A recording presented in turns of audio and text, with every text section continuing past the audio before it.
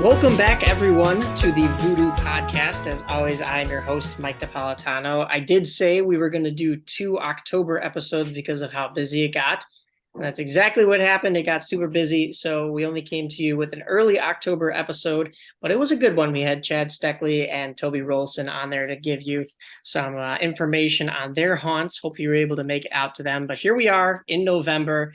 I am joined by my co-host and the Haunters Hack segment man himself, Matt Nausid from Greenbrier Cemetery. Matt, how was Greenbrier this year? Oh man. First of all, thanks for having me.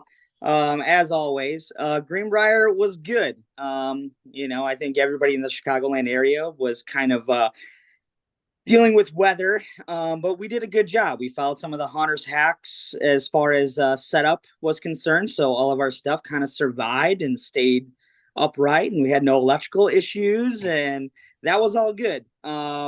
I wish we could have had a couple nice weather days, but other than that, I think it was pretty good. We had a lot of people come out and support us, so it was great.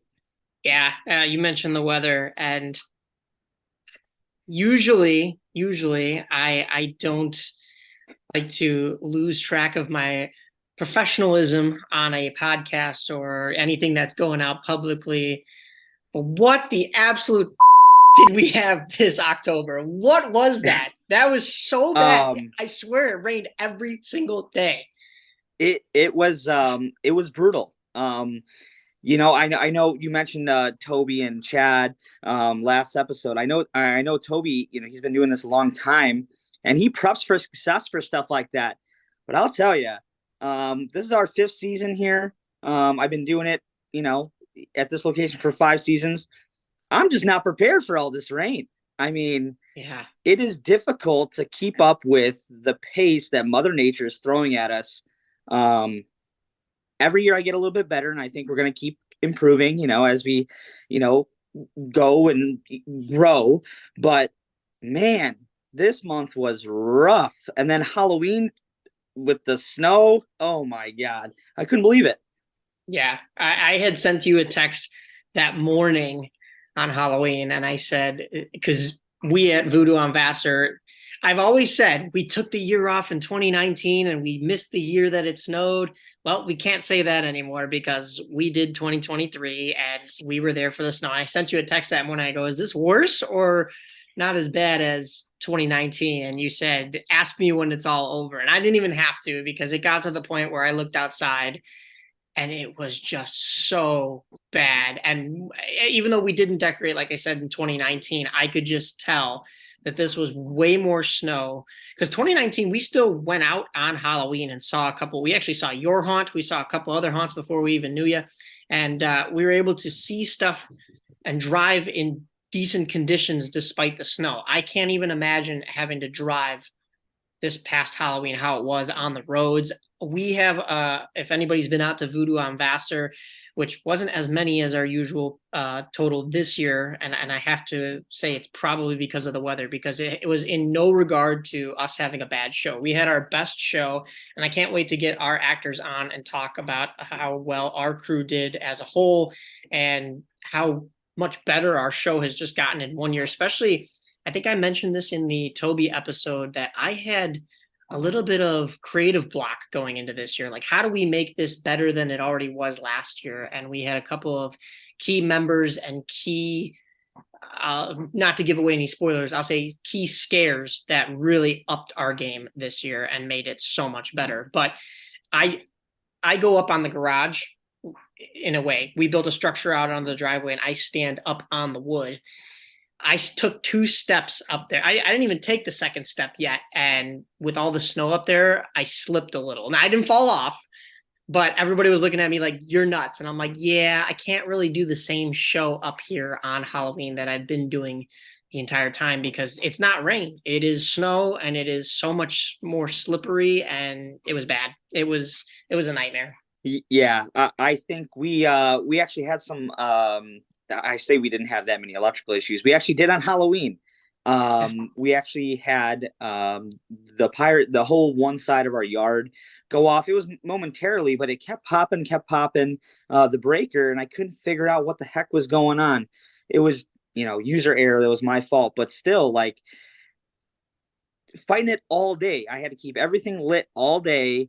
The torches had to be refilled throughout the night just to keep them going, because if I didn't, the snow would put them out. It was just more annoying than anything. And you have this giant build up for this awesome day, and then of course 2 days after Halloween, it is absolutely beautiful. Even the day after, we like to take down the right after. So our goal is for the kids to come home from school the next day and it all be gone. Well, it's getting harder and harder to do that with the setup as it gets more extensive, but we struggled. I mean, it was terrible. We went out there and there was so much snow on everything. We did bring in some stuff on Halloween night. We try to do as much as possible to let that stuff dry out in the garage, but it was awful. It was a terrible experience this year. As far as the close down and Halloween itself, we prepared for, I think, 600 to 700 trick or treaters. We got 300. We were down 200 from last year. It's just not what we prepare for. So not so much of a letdown, because the season was definitely good, but man, we were fighting it all year. You mentioned it being clear as day 2 days after Halloween. It was even clear November 1st, because I went out and I saw a couple more haunts that were still open, mostly in the southern suburbs.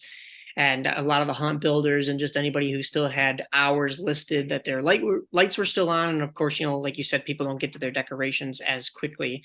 So it was clear. I have the weather mapped out for you, and I want to point this out. So I have it mapped out for the days that we did Voodoo. Now, we had Voodoo on the calendar starting on the 19th and going through the 31st, with the only day off was Tuesday the 24th, because I have a radio show. However, I'm going to get to that Tuesday in just a second, but I don't really have the beginning of October mapped out. However, I can tell you that every single Friday in October, it rained, because I was watching the live show that Days of the Living Dead was doing down at Hell's Gate. And that was one of the things that John LaFlamboy said, is they had rain. And if anybody's been through Hell's Gate, you know that the whole first part of it is an outside walk. They had to put so much mulch down to keep the path walkable and not muddy. So right there, 4 Fridays in a row. And Fridays are, for haunters in October, the big moneymaker. Or at least, if you do a home haunt, those are your big nights. Those are the nights that you have, of course, Saturdays too, but those are the nights that you have everybody looking to escape on the weekend and do something fun and spooky. Every single Friday, it rained in the Chicagoland area. And then tack on Friday, November 3rd, it rained that night too. So 5 Fridays in a row, it rained. Then for Voodoo, so we were building, usually we'd be done building, we'd start in September. Last year we started in August and we were done by October 1st. This year, we were not done by October 1st. We built up until open time. And we had no rain. It was a slight drizzle on the 18th. It rained on the 19th. It rained on the 21st. It rained on the 22nd.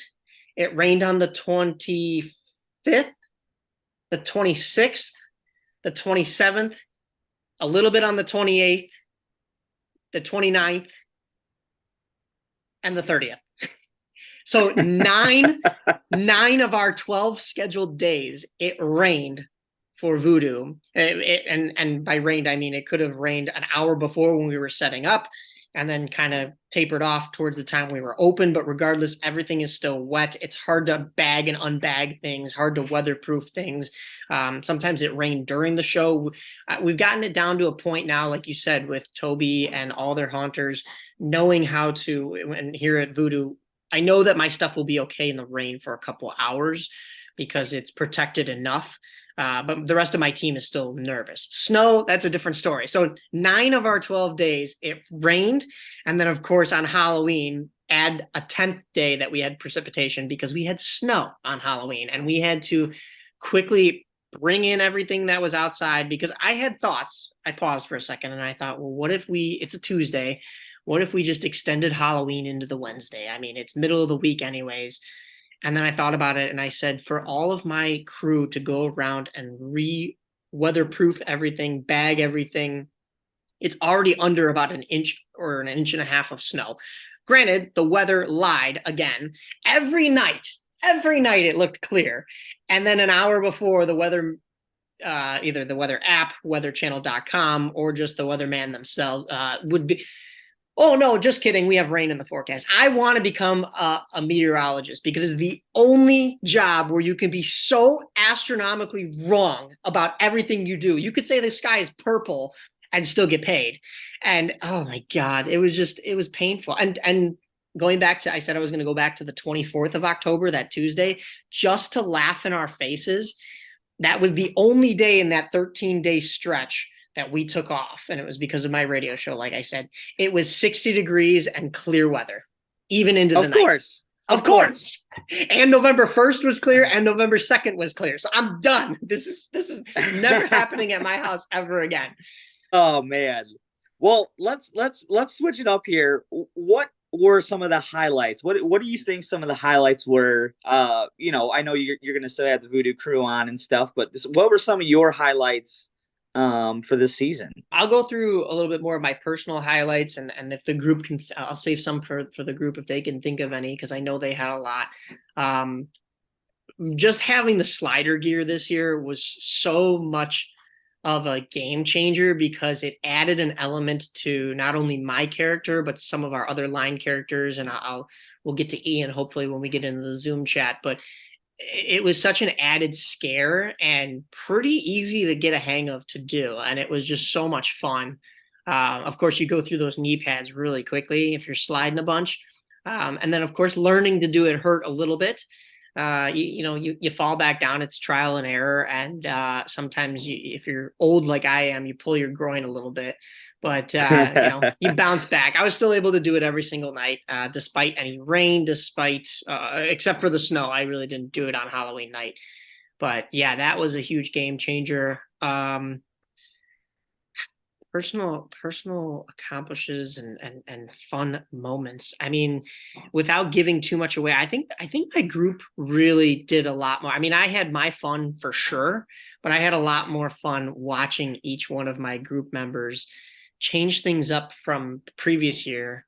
Because even though we're a walkthrough haunted house, so we have to change up the layout, right? Otherwise, you're getting the same scares as the year before, and people think, "Oh, why am I gonna, throw my $5 donation at you again if it's the same thing as last year?" So we changed things up, but a lot of the characters and of course the crew is pretty much the same, so they just have to find new areas to scare from, and I think just our ingenuity of the scares was probably my favorite part because they found new ways to even surprise me with the train horn, with the more it was actually my idea to add the lasers, but then how we wanted to lay them out and how we wanted to pump fog and a lot of things that I really can't even, I struggle to find the words to explain it. One, because I want my actors to come on and explain it, but then two, just because it was like you had to be there type of thing, because it was such a fun environment. And then of course, I think the coolest thing that we added was my one actor, Julia. She was able to put her aerialist apparatus up on the front lawn and be literally our hood ornament, because I don't think anybody else, home haunter or professional haunt in the state of Illinois, had what we had with that. I mean, of course, you probably have some actors that double duty like Julia did, where they have that background in being either in the circus or an aerialist, and then come fall, they're in a haunted house, and we know some of those people, but they weren't doing what Julia was doing. So that was that was a little something cool that we had just ourselves. I mean, that was really, really cool. I can't believe, you're talking, no pro haunt has that right now that I know of. And you have it at home haunt. Yeah. Talk about the cherry on top. I mean, that is some cool stuff you got going on. That's awesome for sure.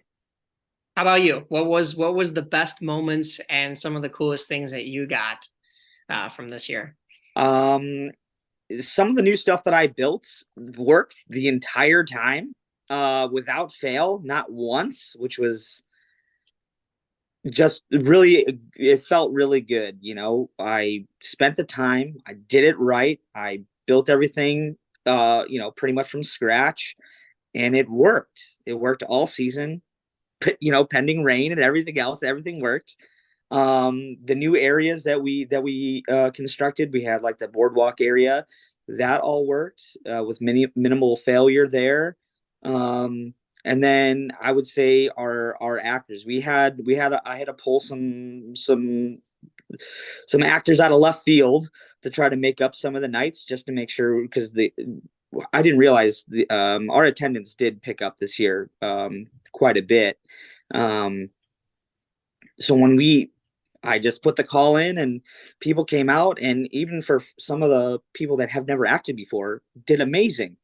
We did set them up for success. We gave them either the death whistle or something else until they got comfortable, and then before I knew it, they're out there interacting with everybody. And it was really cool to see. We had some nights where we had six, eight, 6 or 8 different actors out here, all in different positions, or either working the crowd or in fixed positions.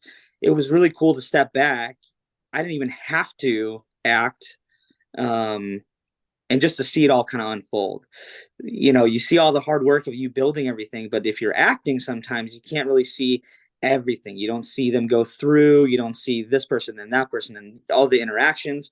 We did a really good job also with kind of documenting this year. So we did a lot more pictures, kind of taking on from the Michael Peters interview. Did a lot more of taking photos and videos and stuff for next season, and for throughout the year, to keep everybody kind of wanting more. So that was kind of some of the highlights for us, is all the props working. They all kind of worked. I did shut down a couple days, which I would like to. That's my goal next year, is trying not to shut down at all. Is try to prep as much as I can so I don't have to shut down. But anyways, the props working was great. All the actors coming together to make this, pretty awesome show.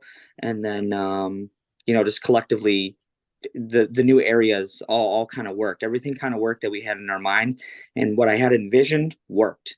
So I was happy with that. That's always a win, especially when props are working. And like you said, you're hoping to not have to shut down. Last year was the first year that we never had to shut down a single day. And it was honestly the best Halloween season ever. And the cherry on top was the fog that we had on Halloween. And I knew right there, I said that will be our last year. And then I got all the actors on this stupid podcast that I love so much. But I got them all on the podcast, and they're like, no, we have to do it one more year. And then one more year was pain and torture and misery and blood and sweat and tears. And we stayed open 11 and a half of the 12 nights. Like I said, we had to pull in a lot of stuff on Halloween and close early. But I mean, it was still great. We had, when you mentioned having more photography and stuff, we had a camera crew out. They have a YouTube channel called Pabz, Pabz. It was they walked through our haunt, jumped at everything.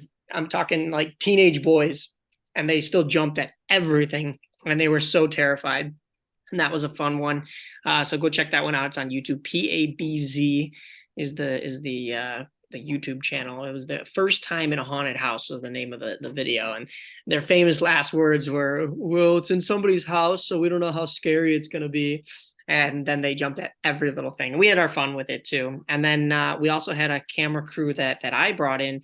It's a good friend of mine, Derek from Illinois Media School, that came out. And I had only asked for him to come out the one night, and he came out 3 nights and got so much footage of our haunt. We also strapped a GoPro to Julia, my one actor, to her mom when she went through. I have yet to fully get to that footage because I'm still working with Derek's footage, but we strapped the GoPro to her chest. And when I was up on the roof, I noticed that everything she was doing was cowering down. So we may have a lot of footage of the ground, but just to have her experience going through, I'm going to send that over to Julie and help them enjoy it and be able to relive it. And then, of course, just clip it for the screams. That'll be fun too. She was like, Yeah, that's I hope you don't look for PG, because there were a lot of swear words every time I got jumped at. I was like, yeah, well, that's fine. That's what we want. that's perfect though. I mean, that those are general, that's the reactions you want. I mean, out of an adult, like, oh my God, like they really, you can tell when you really get somebody, they're not playing it up. So that's cool. Good deal. My mom always does a walkthrough too, so we have probably the most footage this year than we've had in previous years, and I'm still working on editing and getting that out as we go, because there's a lot that Derek took, and it's really good. So I'm really gonna have to narrow it down on what we want, because there's so much good stuff. But yeah, that was a lot of fun. I will say though, we did have a dip in turnout. And I like I said, I think it's because of the weather. So I'm glad you guys got more than typical, because we fell short of the numbers that I was looking at, but it hasn't stopped us from going bigger. We're not gonna be doing voodoo out of my house anymore. We're going to be looking for a place, and I don't know how quickly that's going to happen, but it sounds like it may only take a year. But that cat is still so far down in the bag that I cannot release any of that. I haven't even looked at anything that could be possibly on the table for us. So next year, it looks like we'll be an off year regardless, even if we have a place or not, just to kind of set things up and build up our props and be able to fit a larger space full of things. But we definitely want to avoid the weather and be indoors. So that means next year I'll be able to be one of those actors over at Greenbrier and come on over. Oh, bring that slather gear. You'll tear it up. It'll be great. I love that. Yeah, absolutely. Yeah, I'm looking forward to doing that. I'll probably zip around the corner to Slingerland as well, give them a few nights, because we actually got to go through theirs this year. And one of the cool things about this year, and I posted this in the Facebook Chicago Haunt Builders group chat, is a list of all the haunts we made it to. And people were saying how impressed they were with the list. I actually think it's less than what we have had in the past, as far as the houses we've seen. I think in the past we've been able to go out and been able to see more. However, I'll go back to a quote that Toby said in his podcast episode this last month was, as you get bigger, you tend to see that you have less time to go out and see everything else. So enjoy and take in what you can until you're at that level where you have to be running your haunt all 31 days or even more. And I think that is a good lesson for me going into next year, is to really enjoy it, because it'll be a year off from us doing our own. And sure, doing our own is fun, but it comes with a lot of work. And I think then after that, it'll just pick up to a point where I'm really going to have to narrow down what I go and see. So like I said, next year with being off, I'll be a guest actor at Greenbrier. I'll be a guest actor at Slingerland, and anybody else that's looking for guest actors. I was even thinking about heading south and doing The Nightmare with Michael Peters, if they'll have me. And I know their group did a lot of great work this year and got featured on a Days of the Living Dead episode, which was very cool. And yeah, then, that was course, so cool to see. Yeah, we had out at our one. I will say another cool thing for Voodoo was we had Haunted House Chicago come out and view us, and it was only because I played hooky from my own haunt for the first hour of our first Saturday night. The usual festival Nightmare on Chicago Street was going on from 6 to 10 p.m. and our haunt was open 7 to 11 p.m. So I went for 6 o'clock, stayed till about 7:30, got back to my own haunt at 8. So everybody else was able to get things running for me, have the first hour go pretty smoothly for the most part. And then I jumped in and acted. But while I was at Nightmare on Chicago Street, I saw Haunted House Chicago, and I ran up to them. I gave them my little business card, and I was like, come on out. And they're like, well, we're going to go see Haunted House of Creeps, which did their thing over at Schaumburg Boomers Stadium, Wintrust Field, just for Halloween. They had their haunted house in the actual Halloween carnival that the Park District and the Village of Schaumburg puts on. And so they got to see them and us on the same night. And they came to us on a clown takeover night. And oh boy, did we have our fun with clown takeover nights. I didn't wear my tights that night. Usually I was in, oh my God, tights are awful. I don't know who came up with tights, but they were these red tights that you could see through. So you could see all my leg hair. and my boxers. So I was like, all right, I'm gonna have to put another pair of boxers on over these.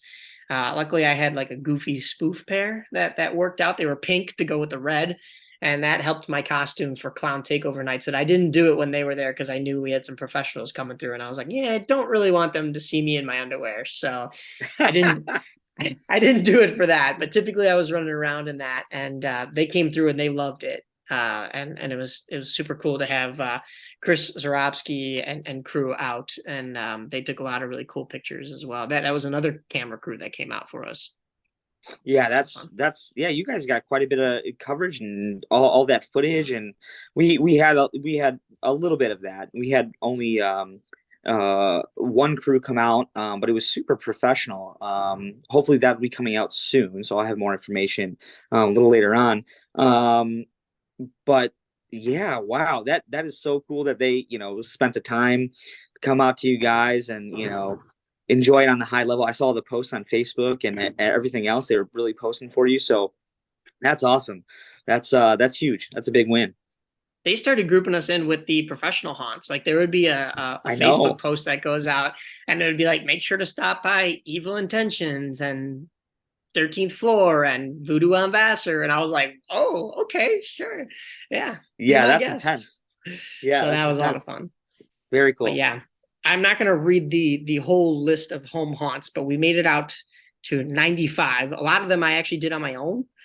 This year, I usually these past couple of years, I've our group will like to take those off days to really relax. And if I'm going north, I may or may not actually call my dad. My mom might still be working, so sometimes it's just me, and I actually kind of enjoy that. Like you get the nice, I wouldn't say quiet ride because I'm still listening to music, but like you're just thinking, ideas are flowing. You get to see everybody else's displays and take what you like from that, and or even just be able to compliment on, oh, they did this really cool. But there were a couple of houses that we missed that we usually go to, but 95 is not too bad of a number. I'm pretty pleased with that. And then we did 12 haunted houses, some of them multiple times. Hell's Gate. But we also did Massacre Haunted House twice, which was a lot of fun. The second time we went with the Chicago Haunt Builders group. And of course, they're oohing and eyeing at everything. So they were stopping to see all the props while we're walking through, but still a great show. And Massacre, the first time I went through was early on in the season. And I had actually talked to, I believe it's Terry from the Lost Souls bus tour. He's in our group, and he had reached out to me to see if I could make some voodoo flyers for him to give out. That was their last year doing the Lost Souls bus tour, and hopefully get him on to talk about the legacy of that. And then also he works for Massacre as well. Unfortunately, one of the nights that we went to Massacre was one of the nights he told me he wasn't going to be there, and I was like, if only the calendar had switched. But the first time we went, it was great, of course. Dummy me looked at the website afterwards and was like, torture chamber included with every single ticket. I'm like, I don't remember going through that. We must have gotten gypped. And then I thought back to the entire experience, and I'm like, oh yeah, no, that was that thing that they added at the start. So the obvious thing that they sit you down in and is the torture chamber. Stupid little me, I could not even remember it. I was like, oh yeah, that's what that is. So the second time through I remembered it. And then you get to the clown section of the haunted house, and the first time, this was back, it had to have been the last day of September 30th, that we went through. They didn't have the 3D glasses shipped in yet. And then when we went with the haunt builders, the whole second half of the clown section is all 3D now, kind of like Basement of the Dead, although Basement of the Dead's 3D clown experience is no more after this season. So it's cool that Massacre's kind of picking that up. Yeah, definitely. I didn't get out to any pro haunts. You invited me to all of them, and I missed out on all of them. It just never kind of worked out. But that is, I've never heard. So 3D glasses, you go through the haunt, and it's all 3D, Yeah. clown style. I've never even heard of that. Is that like, is that the norm? I don't think so. No, not typically. The only place I had ever seen it done before was Basement of the Dead, and that was a unique experience they have. So you'd go through the actual Basement of the Dead part, and the minute you get out, it spits you into the line for the 3D Shattered experience. And the reason they call it Shattered is because it's a clown haunted house, but the paint on the walls is all 3D, and they put 3D glasses on you. And so all the paint is popping out. Sometimes the paint on the actors is popping out too. So it kind of gives an effect that what we did in the polka dot room at our Yeah, haunt at Voodoo on Vassar does, where you can't tell what's wall and what's an actor. In our polka dot room, it's because the black light and the neon of the polka dots and the strobe light is messing with your eyes. And the next thing you know, the wall's coming at you. But the 3D experience is more the paint is already coming at you, and you can't very tell cool. sometimes what's actor and what's not. So I definitely like the idea that Massacre is picking it up. I think their clown section is puts them on a level closer to a Hell's Gate with the production style, because they have a guy on a bungee. They have some really cool angled rooms. They have a vortex tunnel, and you're going through all of this with 3D glasses on. Not to say not to say Basement of the Deads was bad by any means. I thought it was, it set the tone for haunts to do something like this, and it was still very good. But unfortunately, as many compliments as I can give them, this was the last year that they were doing that. Now, I think that means they're probably going to expand the whole Basement of the Dead experience itself and just Sure. kick out the clown section and just make it all one big haunt. But I'm interested to see what they have going forward. And like I said, as many compliments as I can give them for that, it's not going to do them any good because it's done. It's gone, It's sadly. done. Yeah, yeah. Same thing with Voodoo right now. Same Yeah, thing with that's Voodoo, done and too. same thing with Evil Intentions, which I am super sad. Yeah. We went through one of their last days. We always save some of the big haunts that stay open till like midnight that are nearby us during the week that we do Voodoo, or weeks plural, so that we can close shop here and then just zip on over and hit one of those. And we did that the one night, myself and my friend Brandon, and we always love Evil Intentions. I mean, you can't beat that location. It's in a casket company, and their actors can climb on the rollers and the fences that are in the line, and then you enter the haunt through a coffin door.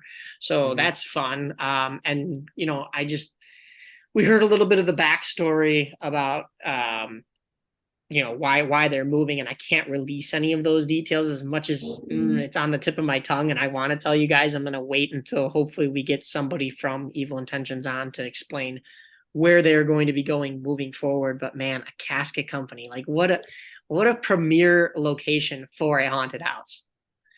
Yeah, I mean, it was perfect. Also, I loved it. It's the closest one to us. So Yeah. we actually had guest actors this year from Evil Intentions. So Oh, nice. we have a little connection there too, which is great. So I'm excited to see their future. But yeah, holy cow! Talk about a perfect location. I don't know if anybody can top that. A closed, haunted casket company in the middle of downtown Elgin, this historic, old town. That it's amazing.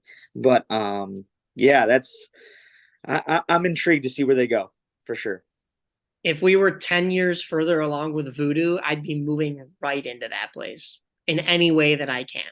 And I know there's details, like I said, that I can't release about the ownership of the building, and I'm not sure where they lie on if they want another haunted house in there. But like, what else are you going to do with that? But like, I mean, I guess at that point it would get torn down, and I'm really hoping it doesn't, because I know the one side, the roof already collapsed, which is why they can't have people go through there anymore. Luckily, it was during the off season that it collapsed, but there was water damage, and then the roof caved in during probably the winter. And so they used to make you go in and turn to the left, and you'd wait in line and you go through that side of the building.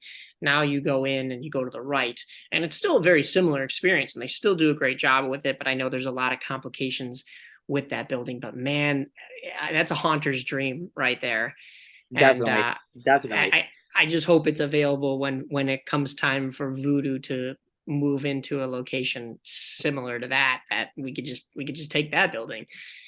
So, and Yeah, like you said, I know you have connections, so I know you've talked to the people who know a thing or two about what's to come for their future. But the lady at the table after when we got out was like, I can't really tell you this. I'm like, all right, I'm the wrong person to tell. I'm in the media field, so I'd be probably spilling the guts on all the news that you tell me. But I'll keep my mouth shut on this one. And I reached out to them, but they were probably busy with their last final season that yeah. they I think haven't. I think they're I think they're doing teardown pretty quickly. I believe there's a whole I would crew that's imagine. going in there and doing that. So I think it's pretty much finalized. Um, but we'll have to see because Yeah. I think there is more to come from Oh Evil yeah. Intentions. So, yeah, and then I visited. We actually got out twice this year. We got to visit some haunts. We came out to see you. It was daylight, which was super cool. So we got to see, the inner workings of the voodoo over there, and that was really cool to see. All the ingenuity that you guys have to like make everything work, and then you're crazy for going on roofs and like how your production kind of comes together is really really cool, and what you guys make use of um is just it's like genius. Like you work with what you have and then modify everything and move things, and it's really good. I really enjoyed it. But like I said, we saw a few. We went to our town. Because we Yes. hosted a competition in Gilbert's, and we got to we went to like some of the almost we try to get to all of them, but we went to most of the houses in the Gilbert's competition. So that was pretty cool. And then we went to kind of the northern suburbs and some other places, but saw some really cool stuff, some really awesome haunts. We did get out on some rainier days. That's all we Um, had. yeah, I know it was difficult. I want to keep talking about it, but we did go to a few that were dark, but I still enjoyed it. I mean, we had our flashlights on and we checked them out, and even though nothing was on, as a haunter, you can kind of tell, like, whoa, this one is. There's a reason why it's off right now. Like this is pretty good. Like you could tell where the lights are at, and how things are. I would just love to see everything kind of lit up, but I guess like being a Cubs fan, I guess I know you're a Sox fan, but being a Cubs fan, I guess there's always next year, right? So um, Yeah. we'll go with Don't that. even But don't even associate I'm me not with going the to bring White up the Sox right Sox right now. now. But I hate this anyways, franchise so much. it was a great season. We got to see some stuff. Yeah, we did get beat up by rain, but I think everybody did a great job. At least the stuff that we saw, we did pick and choose. We definitely. I went to kind of the mainstays, Haunt 31, Holiday Habits, and things like that. Um, Halloween Town, you guys. I got to check out some guys in Schaumburg. I saw was Boxwood, the house on Yeah. Boxwood. That was They have a cool. plane on their front Um, lawn. yeah, that was intense. I don't even know where that came from. That's Yeah, super right? cool.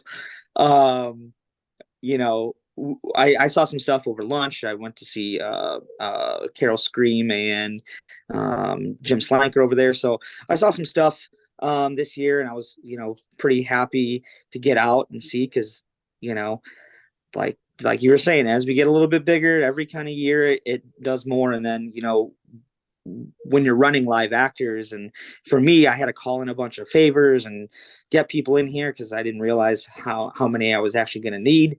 um it gets hard when you're coordinating all this stuff, and I think we did a great job. I mean, I probably saw, I didn't see 95 or 100 or whatever you saw. Yeah. I think I probably saw a good 15 to 20, which is pretty good for us. So I was happy with that. Yeah. I mean, like you said, it's going to get harder and harder. I thought we were going to be short this year as far as voodoo actors as well, and we pulled some people out of left field like you did, and they jumped right in. They had fun with it.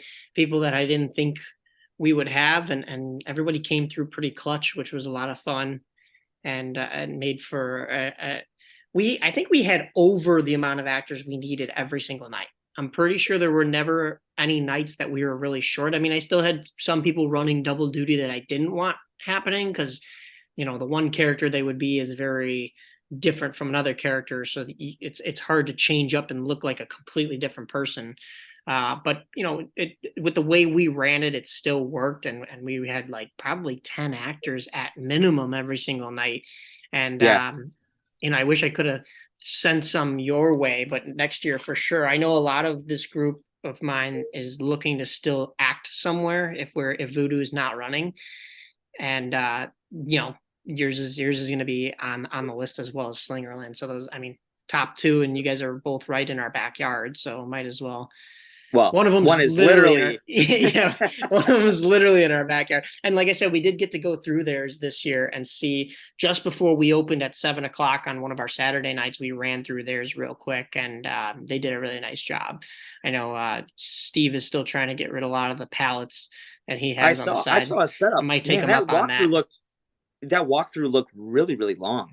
I mean, Yeah. holy cow. I saw the like the aerial photo he took. Holy cow. Yeah. I don't even That know is how a he big got up there hunt.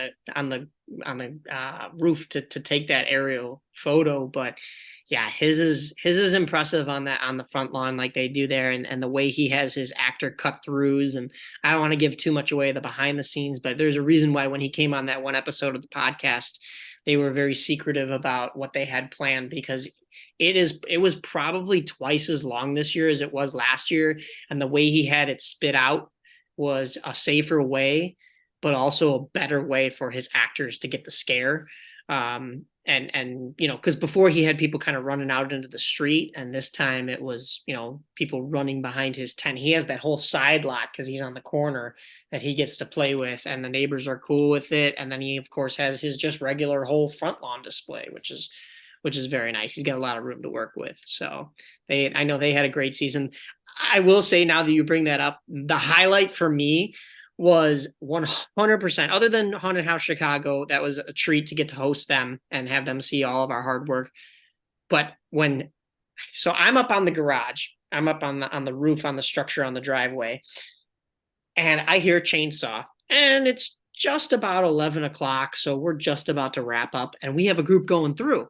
And usually when the group starts their walkthrough is when I'm up on the roof, and then I can get down and be a line actor, or I could go be a chainsaw guy. But we had a chainsaw person that night. It was Brandon, and then there was nobody else in line. It was 11 o'clock, so I'm thinking, actually there may have been two people, but I was like, I'll just stay up on the roof, right?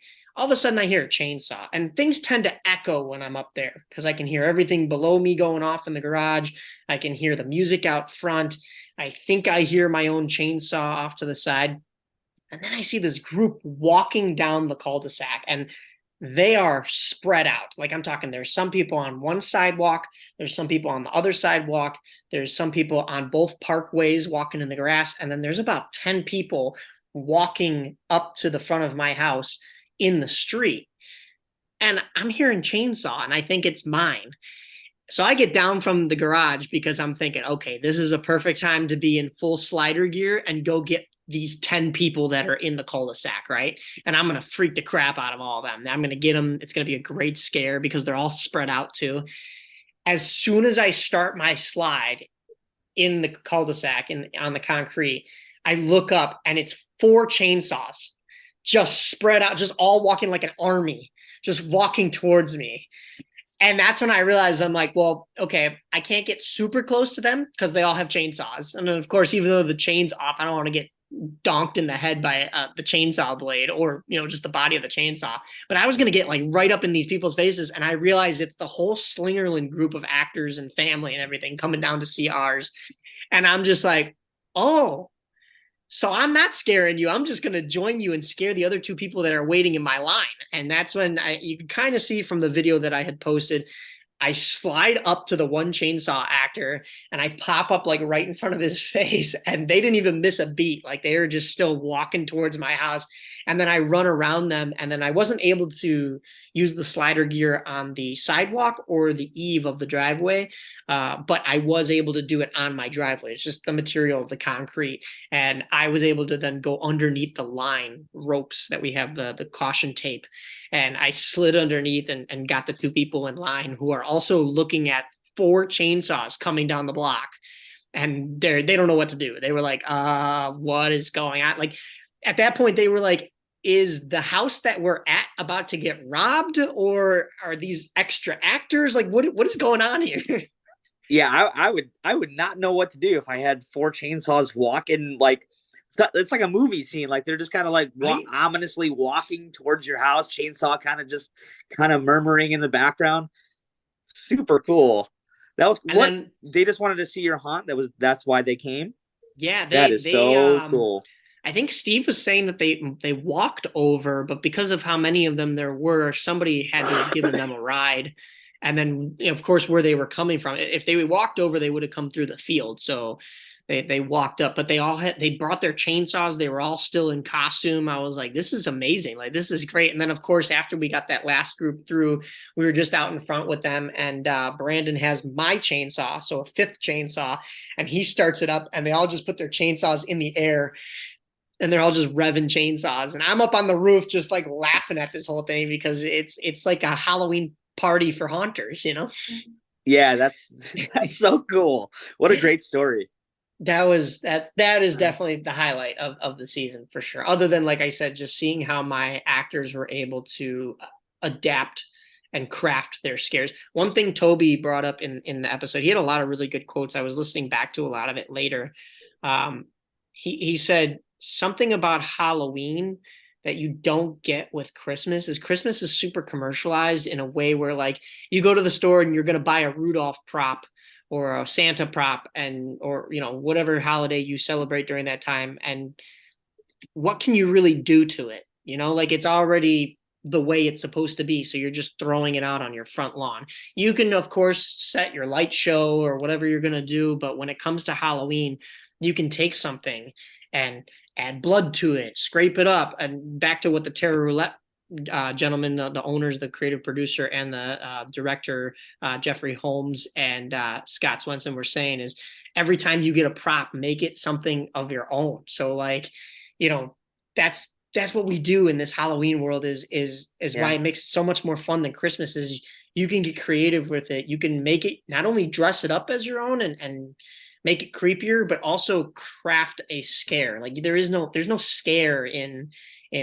Christmas. It's just a different style holiday. So you're not crafting anything to jump out at somebody or be automated or be on a sensor. And then, of course, even with your actors, like, even if you have Christmas actors, like people that stand out in front, first of all, set them up with a lot of hot chocolate, because if you've got people outside your house during Christmas time, it snowed on Halloween. What do you think is going to do on Christmas? Like, those are saints. But I mean, the actors themselves can get creative with how they're going to jump out at you, and you can't do that with Christmas. It's just a different holiday. That's not how it works. Right.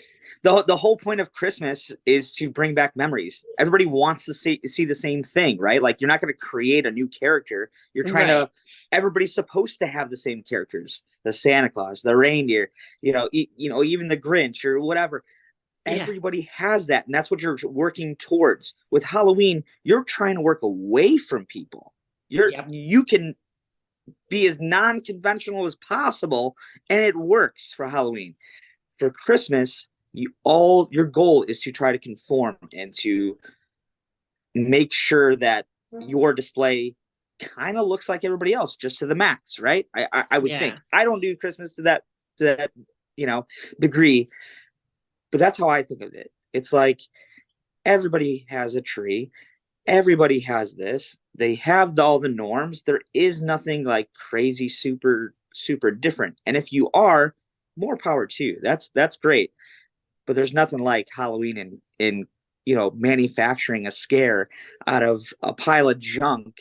Yeah. And you can make it awesome. You can literally make it awesome. What you're saying, that the whole paradox of it, too, building off of what you just mentioned too, is what I've just been thinking about, is, like you said, when you're Christmas, you're working towards the holiday spirit. And not that you're not in Halloween, but like, you're working towards, like, being the most Christmas that you can be. But by doing that, you're working against everybody else doing it, which is why you have the Clark Griswolds and all those people that are fighting over having one more bulb. When it comes to Halloween, like you said, you're working away from everybody and making it, there's so much more creativity, yet with the haunt builders and all the haunt communities, you're working with people, which brings everybody together and makes it less competitive, but you're still creating something vastly different and super cool. I just feel like it's just, Halloween is just so much more creative. Yeah. I mean, like, when we do the haunt builds, right? Everybody builds the same kind of motion prop, but everybody is doing it differently, right? Yep. Everybody is dressing it up different. They're changing the movement altogether. They're modifying. They're hanging stuff off of it. if you did that with a Christmas tree, it wouldn't be a Christmas tree. Right, So yeah. you really can't. I don't think you can compare the two. But if you're talking about extreme decorating or home haunts, they don't have like a phrase for Christmas that I know. It's just like, hey, that lunatic doing crazy Christmas stuff. Yeah, We have pretty our own much. category. And I don't know if Christmas does or not, but like maybe that's a good question for Jim Slanker or Rudy Vanderbeest. Those guys are doing both. Yeah. And they do it to a crazy level. Yes, they are creative in both. They have all this crazy stuff. I think I just prefer Halloween, but um, Me too. not to take anything away from anybody's Christmas display. That's not what I'm talking about. I still go out. We do all the drives and we go see everything because that's what we want and that's our memories. But when you're talking about creativity, I think Halloween's got it. I think they got it. So that's just my 2 cents. Yeah. Oh, 100%. And, I still like to go out and see Christmas lights, like you said. And, there are still those crazy houses that do come up with some kind of creativity. But I mean, you arrange ornaments on a tree a little differently than everybody else. That's about the gist of it. Your Rudolph is still going to be Rudolph at the end of the day. Agree. But I Agree. always used to just chalk it up before talking to Toby last month. I always used to just chalk it up as, you can't craft a scare for Christmas. It's not that kind of holiday. And B, when you go around and see from that perspective, because that's what I've been with since I was 3 years old, you can't go around and see Christmas lights the same way you can with Halloween houses because Can't get out. most of the time you can get out in October and you can see things that jump out at you and scare you, and it's typically much better weather. But then, of course it'll still snow on Halloween. But yeah, it's way too cold to even get out of the car in December. You're just looking at the lights from the car and tuning your radio station maybe, and then that's about it. But yeah, still kudos to those people that can decorate for Christmas, and especially the ones like Jim Slanker that can turn around from Halloween to Christmas. Like, yes, I build a rink in the backyard, but that's personal. That's for me and my friends and my family. I can't imagine having another slew full of cars out in the front because I just spent another 2 weeks putting up that. Like, your transition period is literally November, and then you have to have that up, and you're working in even colder weather. So the gauntlet that they must run from September or August through the end of the year, and even January when you got to take it down. Oh my God. Yeah, I can't. I cannot imagine doing that. I have no energy. I'm still putting stuff away. I mean, we're still doing it. We're still in the mix of it now. I can only imagine those guys. They're probably setting up this weekend, or are transitioning this weekend, or last weekend. I mean, I don't envy them at all. But that is good for them. Good I don't good for them. I don't even I'll have go the see their display. I'll go support them. I'll go see their display. That I don't know how they do it, and more power to them. That's awesome. I don't even have the harm barn down yet, and most of it is because most of those walls that we build for the harm barn are going to end up turning around and being used for the rink. So I might as well just take it down when I'm putting it back up to do the rink. But there's still a tent on the side of my house and corn stalks that I got to burn. So it's Yep. just. But yeah, and I know it sounds like we beat a dead horse or we keep tapping the same drum, but I think every podcast that we can't stress enough the creativity that the haunt builders have and the community that we have is just second to none. I mean, it's so much fun. There is nothing like going to see. I'm. I go see. I only saw about 20 houses. I don't think I saw the same thing in anybody's Yeah, place. Like, really. like Unless it's a everybody's doing spirit stuff. prop, but like Well, even that's going to sure, be displayed sure. a little differently. Yeah, but that even if I'm going to see Chicago Haunt Builders, a lot of those guys aren't like I even have bought props. I incorporate those in so other people can have them. But 80-90% of their stuff is nobody has that. Nobody has any of that stuff, and it's just really cool to see the creativity, how these guys are building it. I'm so curious to see. I have the same questions that everybody else does, and that everybody asks me, where the heck do you put all this stuff? When I see Right. another display, I'm like, there's no way. There's no way. Now that I come back home and I see all mine, I'm like, oh, okay, I get it. But our group, our let's say, colleagues of haunt builders, not just in the Chicagoland area. I met some Michigan haunters and some other guys this year. I talked with um, people all over the nation. Their creativity is off the charts, and the stuff that they're doing, I I wish I could learn because they are surpassed anything that I feel like that I can ever achieve. But there's a little thing called YouTube, and I bet you I could pick it up in a couple years. But That's true too. Yeah. I'm just yeah, I'm just so enthralled, and every time I go see a haunt, I just can't understand like where the heck did they get an idea for that, or why did they use that material? It doesn't make any sense, but it works. It works awesome, and I want to copy it or what do you say? Creatively steal. Yeah. Yeah. Oh, yeah. Imitation in this industry is the highest form of flattery, in my opinion. Unless you straight up copy what somebody else is doing, then all right. But like, yeah, if you're fascinated with how somebody works something and you want to make it your own, by all means, take it. If anybody has seen anything that Voodoo has done that they like and they want to incorporate in their haunt, please be my guest. I want you to, because like if you can just, it's about passing the tradition on, and I'll get that into that a little bit more as this year goes on, because we had a couple of even in this episode, because we had a couple of younger actors with us that I think not only do you influence the neighborhood, and I talked about this when we had Toby and Chad on, because you start to see houses pop up around Haunt 31 that are young haunters that now Toby's helping them, or even in your case, I mean, you grew up helping Toby and now you have your own haunt. So it gets passed on to another,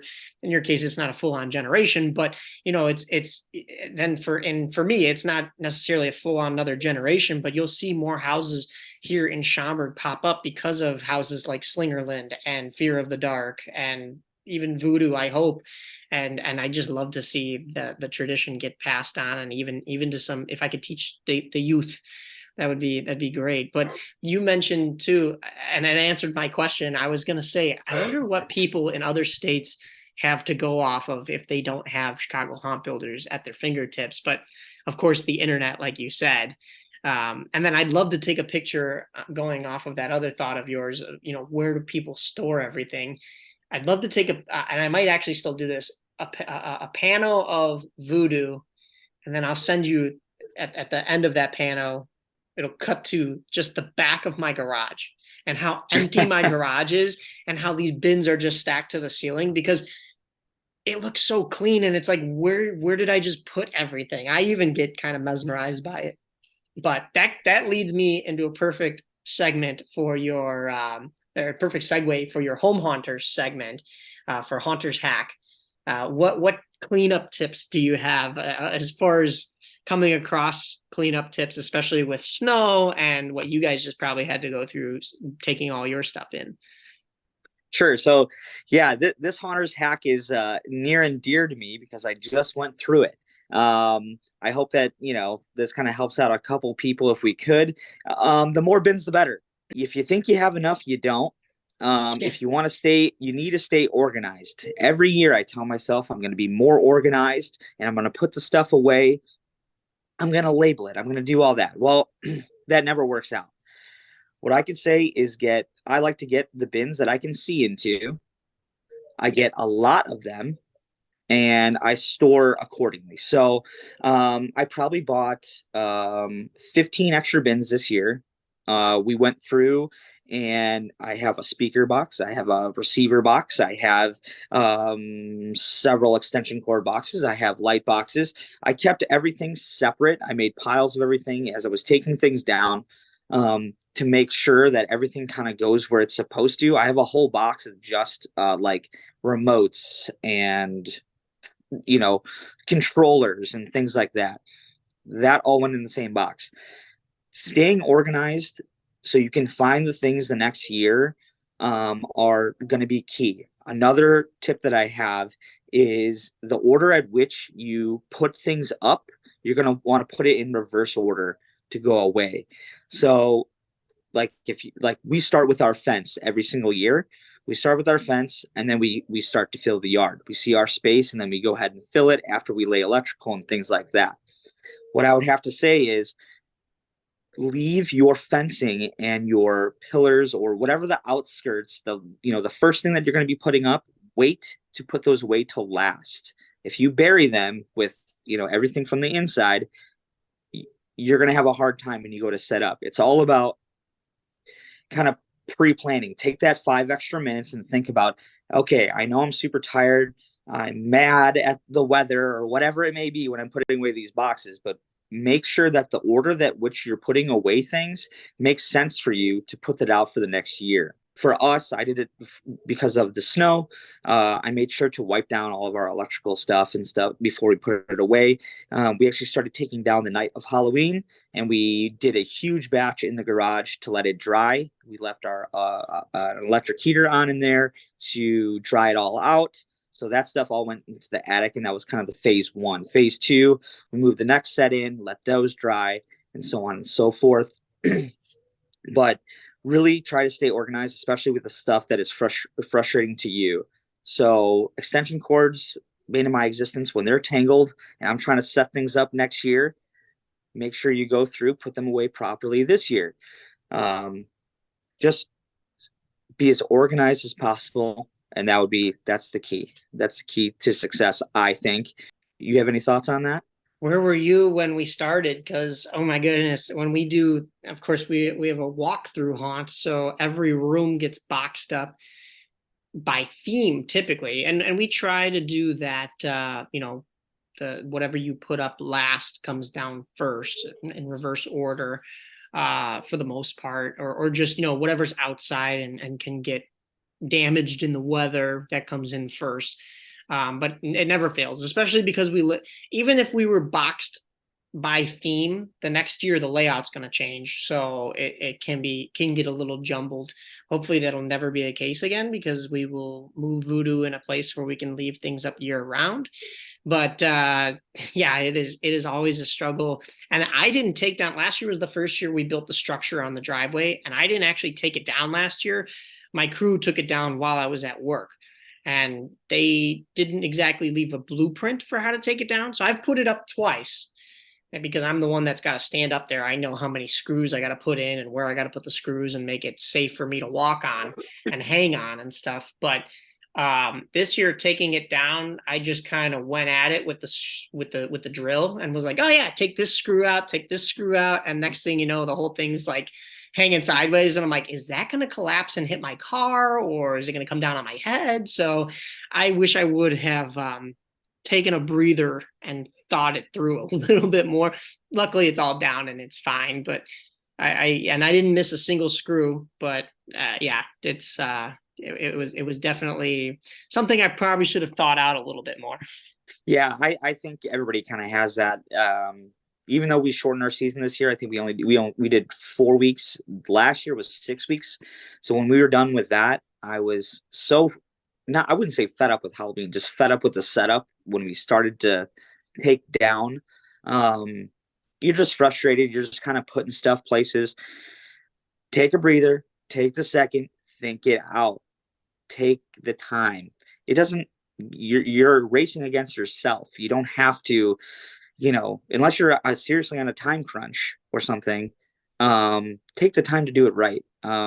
It's worth it when you go to do it next year. Even like Mike is saying, your theme change or whatever, at least you know where the things are at. So if you change it or want to move it or whatever, you know where you kind of put that. Yes, I put all the clown stuff in here. I put my gargoyles over here. I got this going on over here. It's pre-planning for next year, or at least where the things are going to be at. That's why I like to use the clear bins, so we can kind of identify that the things that don't go in bins, we try to protect as much as possible. Move into the crawl space or the attic. Break down, keep the parts together. I still use zip ties. I zip tie parts to, let's say if I'm taking a zombie and tearing them in half, I zip tie them to each other. I don't lose the pieces. All those kind of things, they're tedious when you're doing it in the moment. It's like, well, I'll just throw it in there. It'll be fine. You'll thank yourself next year. Spend the time. Definitely. Yeah. Hopefully next year for Voodoo is, like I said, kind of an off year, but also something where we don't have to battle weather. I'm done doing that. I give all the haunt builders props, haha, props, but I give them props to for battling every single year. But we started this kind of in 2013 when it was just the garage. So technically it's been 10 years of this, but we did take off one year when I was at college in 2017. We took 2019 off, and then we're going to be taking 2024 off. But I mean, that's 3 Halloween seasons in 11 years that we haven't done this. And there are people who have been nonstop for like 30 years almost. And that's just, I don't even know how to fathom that, you know. Partly because I'm not Yeah, even 30 yet, but also because like, how in the hell are you doing this? That's I crazy. think it's everybody's kind of thought also, like, man, next year's the year. I'm gonna take it off. I'm gonna take it off. I don't want to do this again. And then every year you put it out. But I do understand why people do it. I mean, taking off a year wouldn't be the worst thing in the world, especially if you're not, enormous yet. Kind of taking a year to yourself, seeing some other stuff, get the juices flowing. Meeting some people. It's not the worst thing in the world. You can have an absolute excellent Halloween season. Not building, obviously, I'd love to do it, but who knows? Maybe there'll be a year where you know we either need to take a break or be moved or this or that, or I think that's fine too, as long as you're celebrating the season and doing it with people, that are passionate as you. I think that's cool. Definitely meeting people too. That was our biggest thing this year was, even though we didn't take the year off, getting out and we met a lot of people this year, which is crazy and super fun. And it's going to lead into a lot of interviews that we have coming forward for you guys on this podcast. And I'm super excited to get a lot of these people on. Some of them, it's been a long time coming. And most of that fact is just it's a monthly podcast. And I don't want to overload you with 17 different actors in one episode. I want to give everybody as much of their own episode as they can get. I also don't want to have them be telling the same stories if they work at the same haunt. So I got to spread that out. But I mean, if you know me, you know which haunts I'm pulling actors from and hopefully getting them on at some point, and it's going to be a ball. And that's not even just actors. I'm talking other owners. We've had plenty of owners on, other haunt builders. There's so many more that I have still to get to that are on my list because this Chicago haunt builders community is just so much fun. But as we talk here, this is the last episode of season 1 of the Voodoo podcast. I started it November of last year, giving my October reviews. I'm not going to go through reviews this year.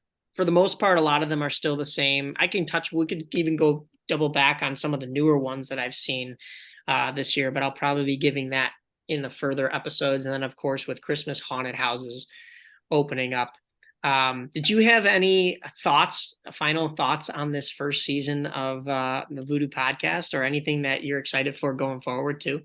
I can't believe. First of all, we've been talking about some of the guests and things, and I'm pumped. I can't wait to hear some of the guests you have on, and hopefully maybe we can have some help with some haunters hacks. So if you guys have any ideas on haunters hacks, or even something that you would like to learn about, maybe I have knowledge or I can find out. Please reach out to either one of us for that. But I think the past year, I can't believe it's been a year.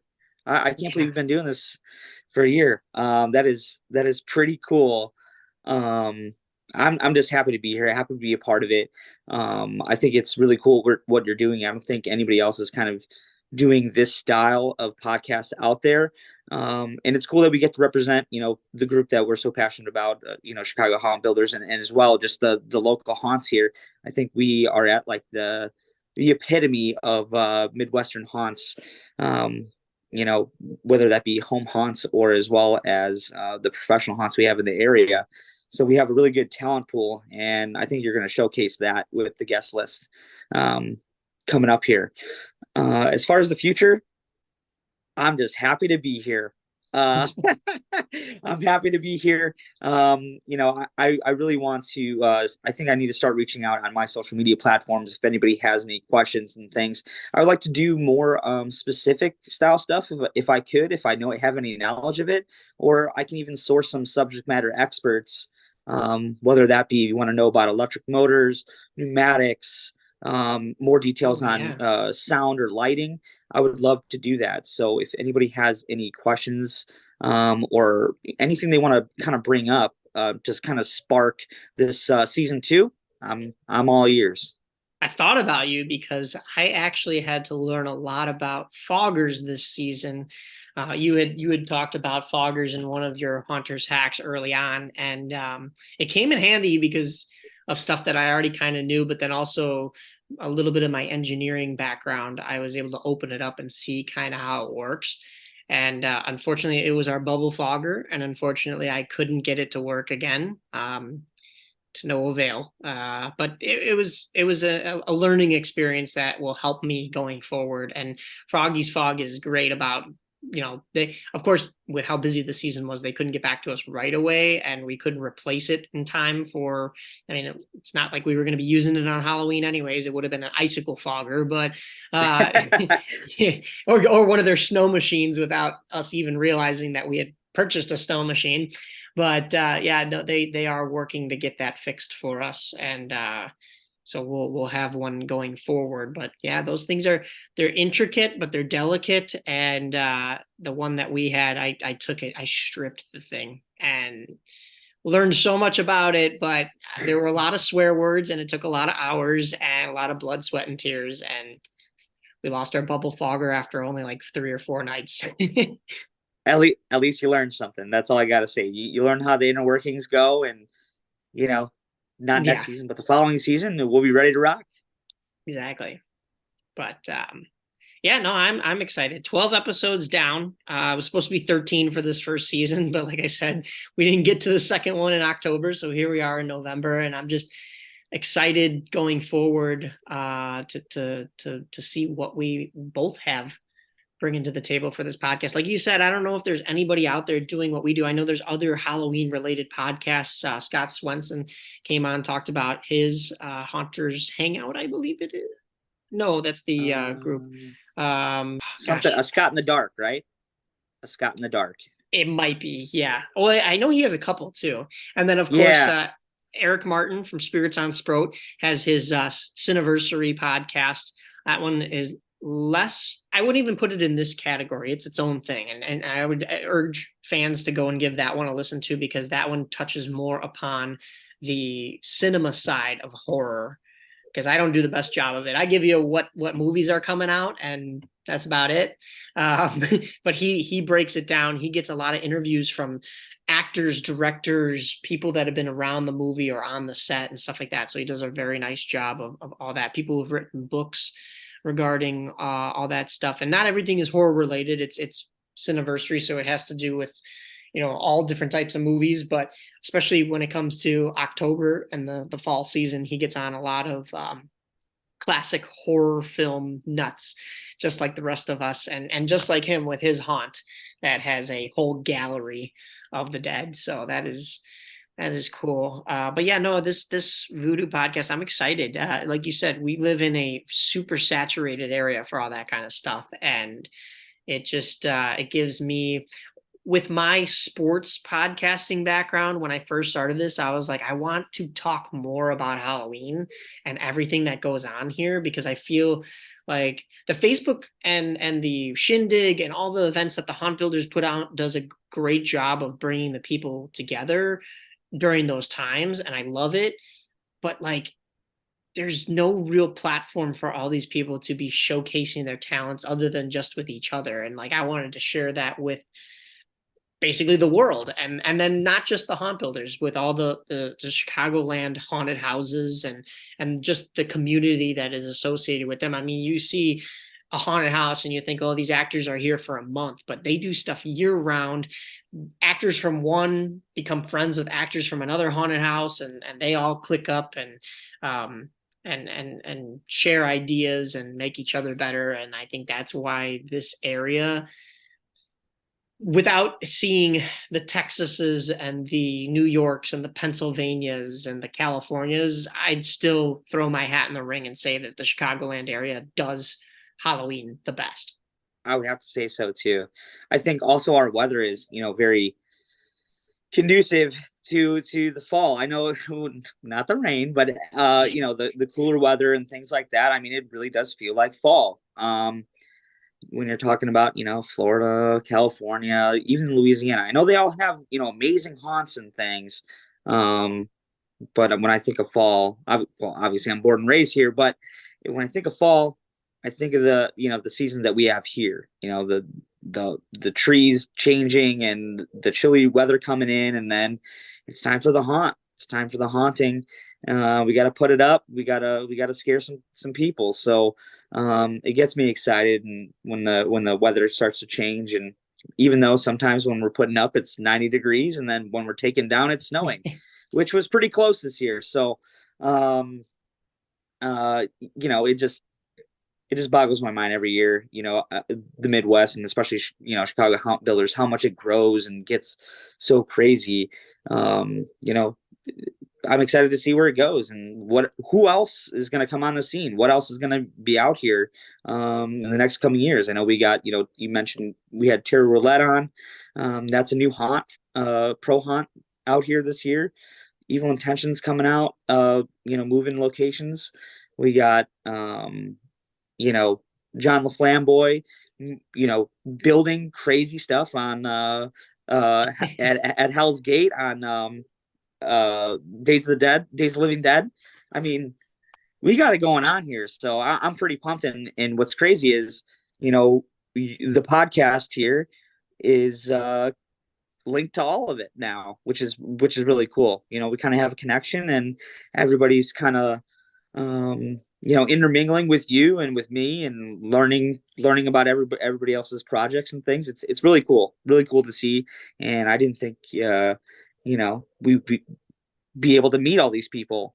When Yeah. you're watching Days of the Living Dead and you see John LaFlamboy there, and his big, larger than life character he is, and then all of a sudden he's on the podcast. Super Right. cool. He's almost like a superstar, especially here in the Midwest. So that's really cool to see. Jeff Holmes from Terror Roulette did call me towards the end of the season too. He had an off night, and he was going to try to stop by Voodoo. I don't think he actually got the chance. If he did come through, I didn't see him, and I don't know how he snuck in and out of here without me seeing him. But I hope he enjoyed the show. I don't believe he was here though. We would have talked for sure. He would have seen me out front. But he did tell me that he was glad that I had gone through the show. And then they had actually made changes to Terror Roulette because they were getting some subpar reviews that they weren't pleased with, and they actually upped their game. So I never made it back out to Terror Roulette, but it's a reason to put them on the schedule again next year and see what they've changed and what they've made better. Because I'm interested to see. I thought it was good the first time going through, especially for a first year haunt. And I hate to call them a first year haunt because both of those guys have such talent and such backgrounds in this. I believe Jeff was even saying that he's helped out with Not Scary Farm, which, if anybody knows the viral sensation on TikTok these days, is Bobbins the Clown. That's where she's from. So I had to do my research on that as well to realize the whole picture of what he was talking about. But then he said that they made changes on the fly to Terror Roulette, and they made it a lot better, which I thought it was good already. I don't think there is a haunted house in Chicagoland that is bad. Like what LaFlamboy was saying was if there's a bad show, if they're being sexist or racist or they're just not safe, that's a bad show. And I don't think any haunted house in the Chicagoland area is like that at all. I think everybody, some you may like more than others, some I like more than others, but I think all of them really do a nice job to celebrate the holiday. And I mean, with people in line, can you really make the argument that they're not making their money? Like, no, they're making their money. They're appealing to an audience. It just may not necessarily be you. But I think for most haunters, we are the audience for all of them, pretty much. Agreed. Agreed. Yeah, I'm excited to see, and like you said, with the connections we have, I saw this first in the sports world, where if you come at people from both angles, so if you know somebody that they know through this, and you know somebody that they know through maybe the same thing, maybe they work with both of these individuals, but you know one person from doing one thing in your life, and then you know somebody from another avenue, then all of a sudden, wow, you are connected, and they've I think they value that more. When it comes to the haunt world, I didn't think this was the case, but I got to meet Mr. LaFlamboy and get him on the podcast, and that was super fun. And then I start talking about Hell's Gate or all these other haunts. And next thing I know, people that I know in life, whether it be through hockey or through living in Westchester or whatever, oh, you know Fluffy? My so and so knows Fluffy, or like the actual actor behind Fluffy, or literally Julia, who does Voodoo with us, does Triton Troopers Circus, and there is another actor at Hell's Gate that also does Triton Troopers Circus with her. So like the chances that both of them do a haunt, and then I walk into the line and see this person and go, hey, I remember you, and they remember me. Like, you could come at these people from so many different angles, and you start to feel like a nicer, bigger part of that community, and they welcome you in. And who knows, next thing you know, we have those personalities on the podcast. That's the goal, right? Yeah, that is the goal. Yeah. I won't I Yeah. think I already gave a little too much away there, but hopefully within this next year we will be talking to a lot of those awesome personalities. But first we have to get through even the rest of Halloween for haunted houses. 13th floor is open on Saturday from 7 to 10 p.m. Let me double check my hours for their blackout night event. Now, this is something that I actually have criticized, I will be honest, in the past. 7 to 10 p.m. Saturday, November 4th. You know what? Actually, this episode probably won't be out in time because I'll be interviewing my Voodoo squad next week on Tuesday. So hope you made it out to their blackout night. I'm going to try. I have a very busy Saturday. I've criticized it in the past because what it was at their old location was they give your group one glow stick. We kind of took that idea here at Voodoo, but with Voodoo, it's easier because your group is in a smaller area. And you're just walking through Voodoo. At 13th floor, they opened up all the doors of their haunt. So it was one giant labyrinth. Like, it was just, you could go through any room at any time in any direction. And we wandered around in there for about an hour and a half to 2 hours. And we had been in the room with the exit like 3 separate times. And the only reason they didn't let us out was because of the fact that there was another group in there with us, and they didn't want everybody finding the exit at the same time. So they just kind of filtered you out. So that was more so annoying than fun. The other annoying part was they give your group one glow stick, but they don't let you just go in with your own group. They paired us up with this other group of people. The minute the first actor came out at them, they bolted and they had the glow stick. So my friend and I were walking around in the dark. And usually I don't do this, but I did pull out my phone. I wasn't using the flashlight to light things up, but I had the screen on the lowest brightness and just having like the glow of your home screen just guide you. And so many actors were like, put it away. And I'm like, I can't even see where I'm going. Like, I'm hitting walls. That was a disaster. So I hope they do a much better job. I'm hoping to get out there on Saturday and see what that's like. Although we saw 13th floor early on did I say November 4th? I'm sorry, November 11th. I'm off on my weeks here. Saturday, November 11th, from 7 to 10 is 13th floor. We saw 13th floor early on in the season, and they did a nice job. So I will hopefully be talking with some of their crew within this next year. But then we have Christmas haunted houses. So the fun doesn't stop there. Usually there are 5, and I say usually as in last year there were 5. There's always Dungeon of Doom's Subthermal Nightmare. That's up in Zion, Illinois. That one is Friday and Saturday in December, the 8th and 9th. Friday the 8th, Saturday the 9th. That is 7 to 11 p.m. both nights. I have yet to go to this one. We were going to try last year and it just didn't work out. So for sure going to make it up to this one. And then when I went on the Chicago Haunt Builders Massacre excursion. We bought our tickets right there for the Christmas Nightmare at Massacre. That one is Friday the 15th and Saturday the 16th of December from 7 to 10 p.m., both of those nights. So one of those nights I will make it out to that one. Usually, Disturbia does a Christmas one. I'm sure they will be doing that one again, and 13th Floor as well. Hopefully those two are spread out amongst those 2 weekends. From what I'm hearing, most haunted houses don't want to be doing the Friday and Saturday that leads into Christmas because it's the 22nd and the 23rd. So it's a little too close to Christmas and they probably won't draw the crowds. But there's, of course, Disturbia and 13th Floor, like I mentioned. Midnight Terror has also yet to post their Christmas hours, although they just had their clown takeover, so I'm sure they're probably still cleaning up from that, because after Voodoo we did our clown takeovers this year. I can see why they leave it for November, because after every Monday of Voodoo we found ourselves tearing down streamers, making sure all the party hats were off because the next night it didn't fit the theme. But that's okay. And then of course Basement of the Dead would normally have a Christmas one because they are also associated with the same ownership as Disturbia.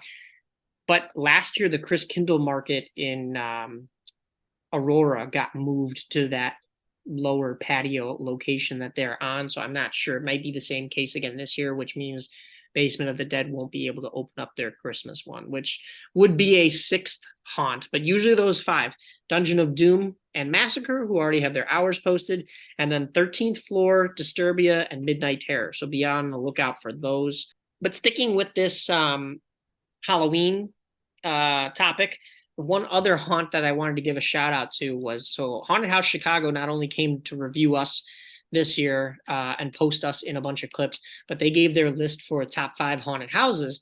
And I was expecting to see either Hell's Gate or Massacre at the top of that list.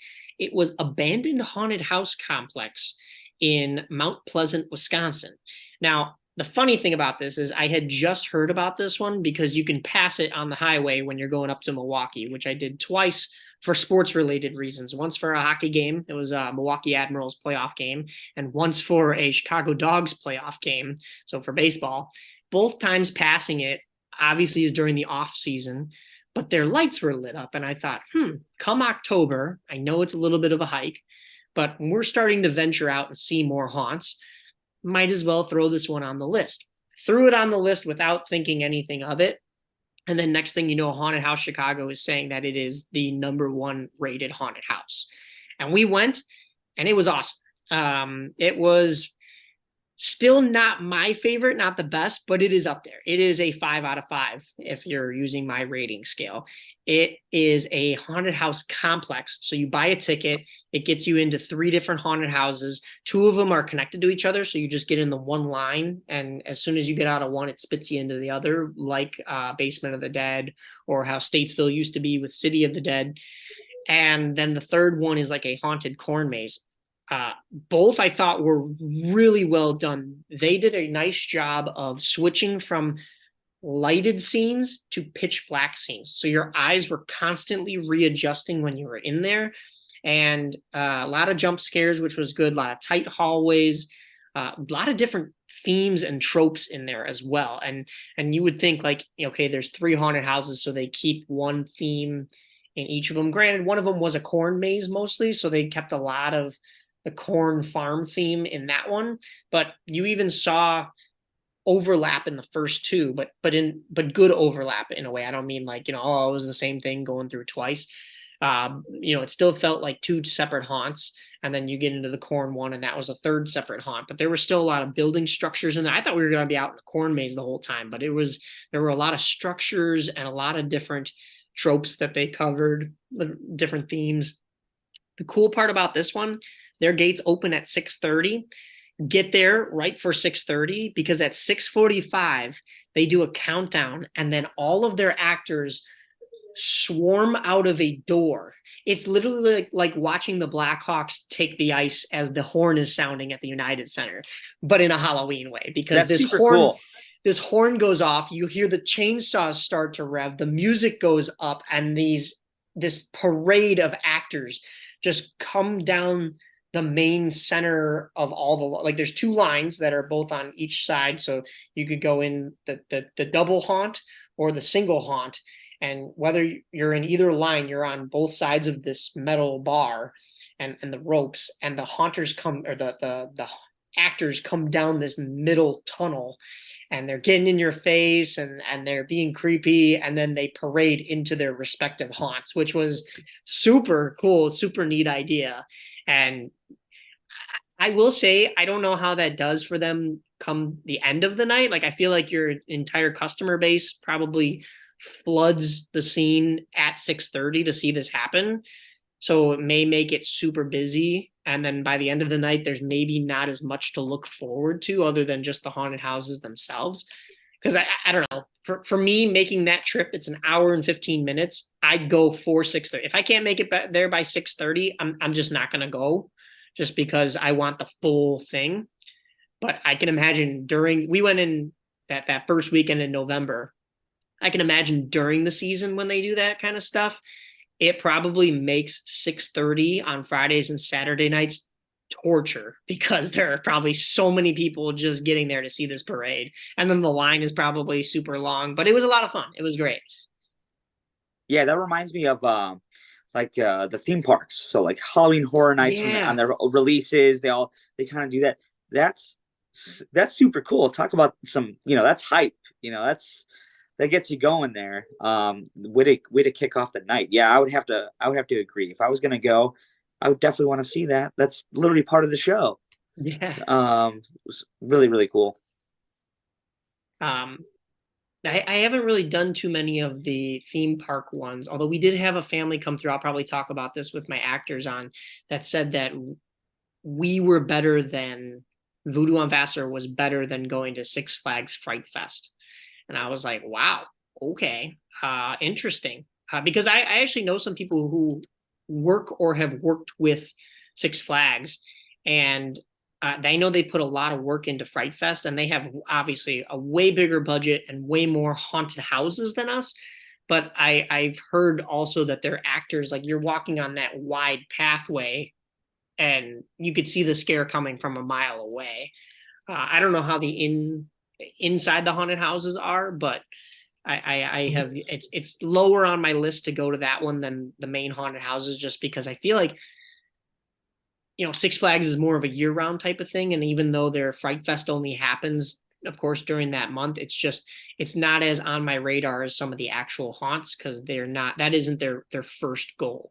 Their first goal is an amusement park.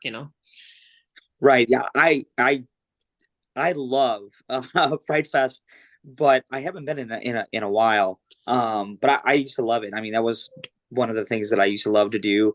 Back when my dad had a haunt, we would love to go to Fright Fest. We have season passes every year, and I'll tell you, one of the things that like hones actors and stuff is that if you can get a scare when you see it coming, that's pretty good. So, like you were saying, like even at Halloween or Knott's Berry Farm, Yeah. Bobbins, there's some well-known actors coming out of these places. I think their logo character at Six Flags is Knox, or at least it used to be. Um, Still really cool. I love the theatrics. I love how they transform the park, and the ambiance is super cool. And it's right here in the Midwest too, which I really like. But I would love to experience Halloween Horror Nights. My cousin just went, and he sent me some pictures, and I'm pretty upset at him because I've never been. But I would love to go to Halloween Horror Nights, and I would love to go to Knott's Berry Farm as well. I think that would be super, super cool. Yeah. Yeah, that would be awesome. Um, that would be definitely a year where either I have somebody else that can completely run my show, or we're just not even doing anything Halloween, which Yeah. I don't Well, a I don't lot of see that those, happening. But I I would think, love, like you said, I would love to get out there. yeah, I think a lot of those actually start in September. So I'm thinking maybe we can do like an opening weekend thing in September, or even I know they were still open. They're open into November as well. So I don't know. Maybe we could work it in somewhere. I don't know. That'd be a pretty cool trip.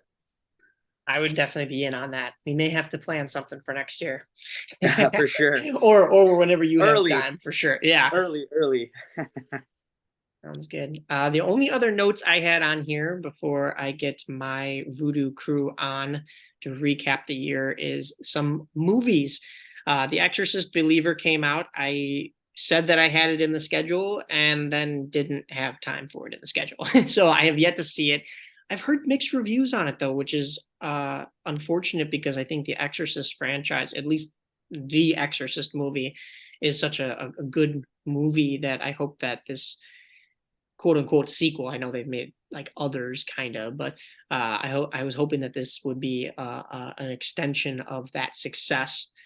Friday night, Five Nights at Freddy's, that came out as well. That actually looked pretty good. As much as I've never played the games and I'm not super scared of that kind of stuff, that looked good. And there were some name actors in there. That's the kid from Bridge of Terabithia. I always forget his name, and then the girl from that TV series You.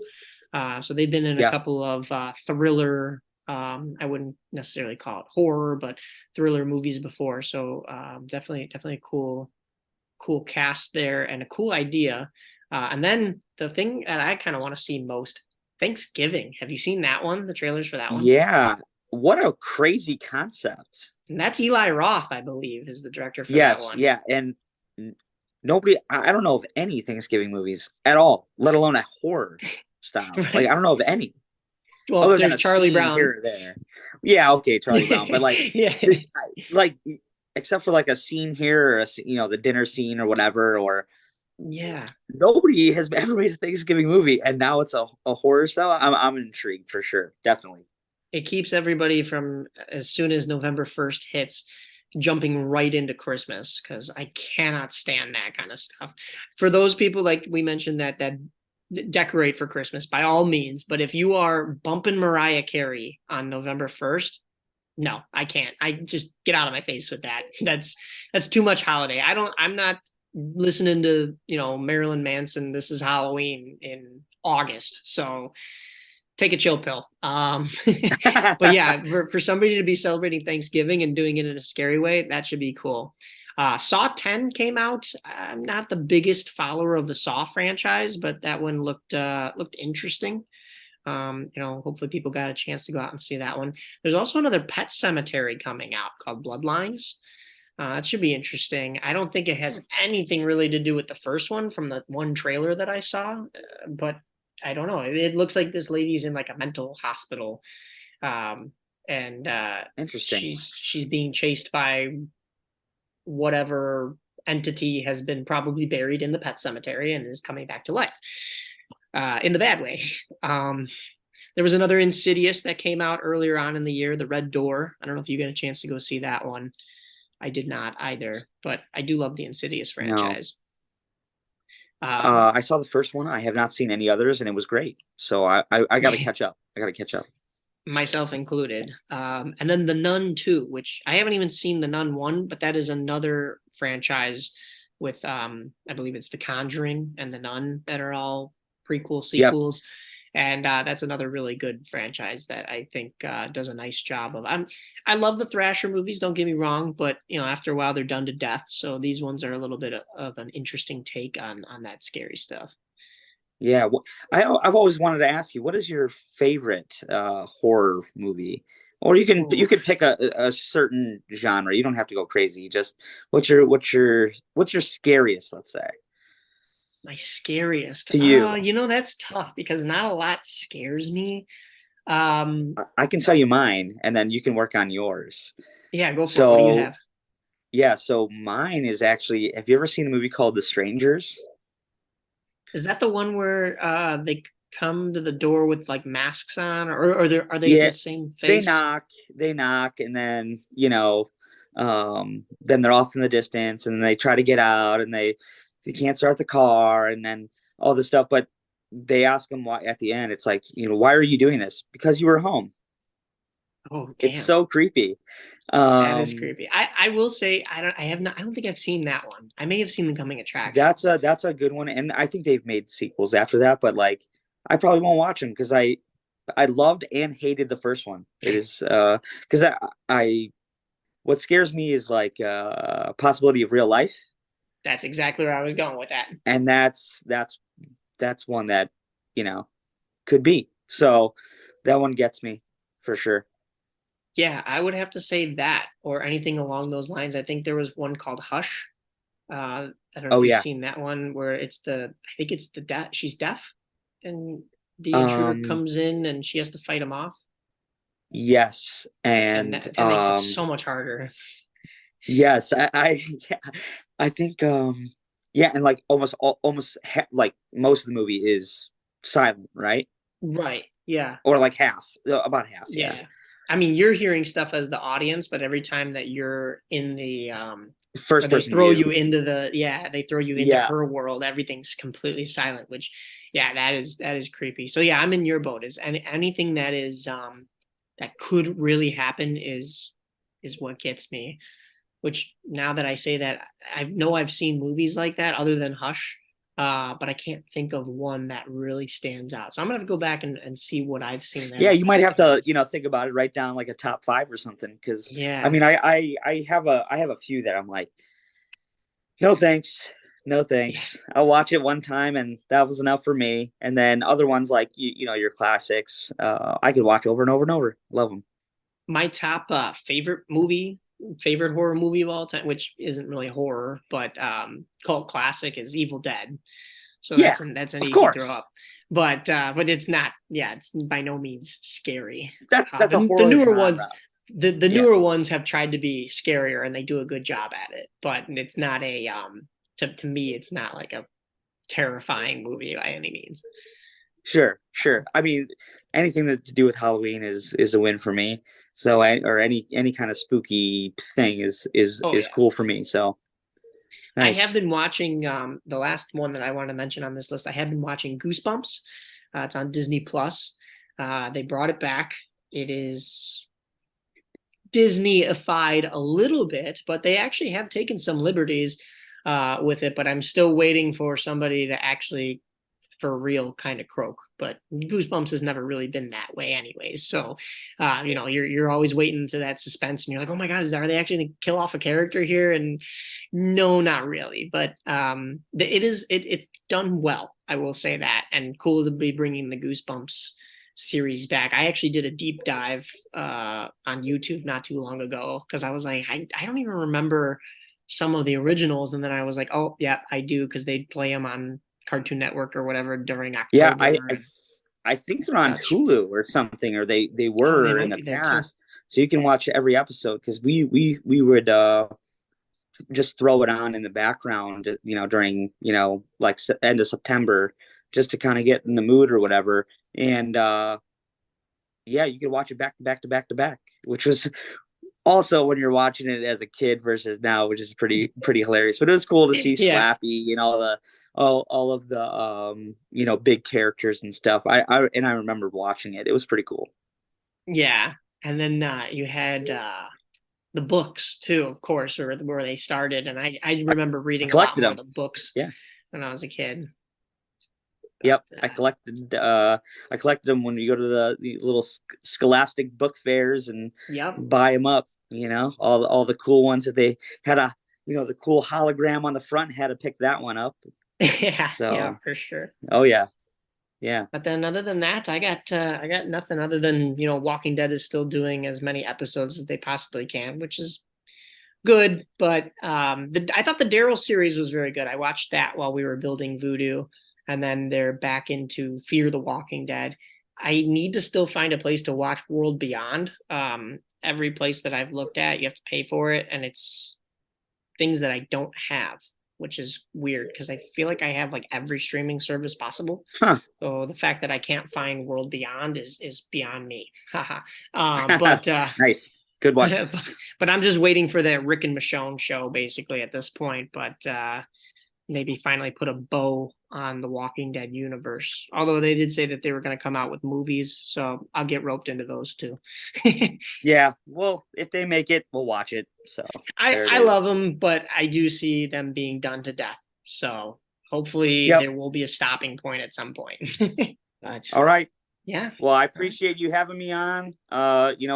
What a crazy first season it's Yeah. been.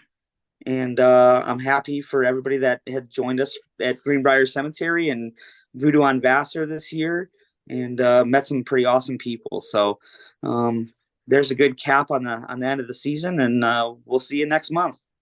Yeah, exactly. Then hope to get some of your scare actors on it eventually at some point as well Yeah, in the future. I think we're gonna have to get a couple of them on here because they got some stories. I'll tell you, they got Awesome. some interactions that they had this year that have been pretty unique. So That's perfect.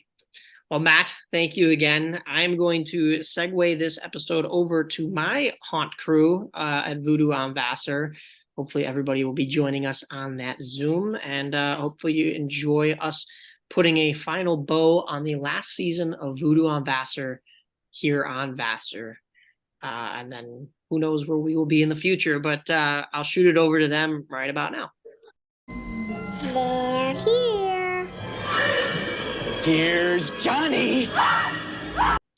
Welcome everyone to the second half of this Voodoo episode. We're going to try to keep this not necessarily short and sweet, but in a reasonable time frame for all you listeners. I know that first half ran a little long, but there was a lot to recap of the season. But now, as tradition, we have got on practically the entire Voodoo on Vassar squad. Joining me in the chat right now are Matt D'Amelio and Julia Trenny, Dylan Petinato, Vince Sapola, Brian McIntyre, Emma Parker, and Grace Sparks. We'll have a couple more joining in as we go along here, and then a couple other interviews that I will be doing off to the side. But first of all, just for the people that are here, I've got some questions for you to just kind of recap the season. First of all, Matt, happy birthday, because we were recording this on November the 14th. Thank you. I appreciate it. Happy birthday, guy. Yeah. I'll go to you first. I know you wanted to change costumes this year, but there really wasn't anything that you can find in store or online that really spoke to you. So how did you approach things differently this year to add scares to your character rather than just bringing the same shtick to the table? Not that it was bad before, but you had to adapt and evolve a little bit. Yeah, I just tried to be in different hiding spots as last time, be a little bit more interactive. I did have my character not really talk as much, but I did try to talk a little bit more. This year groups were a little bit more difficult with knowing exactly where to go, so I did have to not necessarily break character, but I did have to use a voice that I couldn't find before. But I did have to adapt my character to the customers that we did have go through the haunted house. I mean, you did a great job in those catacombs from what I could see being up on the roof, and then I know you tended to lurk through the garage as well, even finding your way to that back wheelchair. What was your favorite new spot to really jump out at people and I would say catch them off guard in a sense? Honestly, that wheelchair, it that was a great addition to the back of the garage, that back hallway with the red and blue lasers, and especially with Emma popping out of the drop window, it was a perfect combo. So that was honestly my favorite time was going into that back hallway and getting people in the lasers. It was like an Yeah. addition to being in the SWAT room when I used to do that a couple years ago. You mentioned Emma. Emma, you contributed a lot to, added scares we had this year with a train horn and a bubble fogger, as well as all the logos and merchandising that we have. And last year when we jumped on this podcast, we didn't, I mean, I know it's an audio podcast, but we didn't have any kind of merchandise yet. It was in the works, but now, a lot of us are able to wear our Voodoo sweatshirts, and I have my Voodoo hat over here too. How different has your experience been this year, becoming more of a leader or garage Hitler to the group? That was one way to put it. I'm not Hitler in the garage. Let's point that out. That's Matt.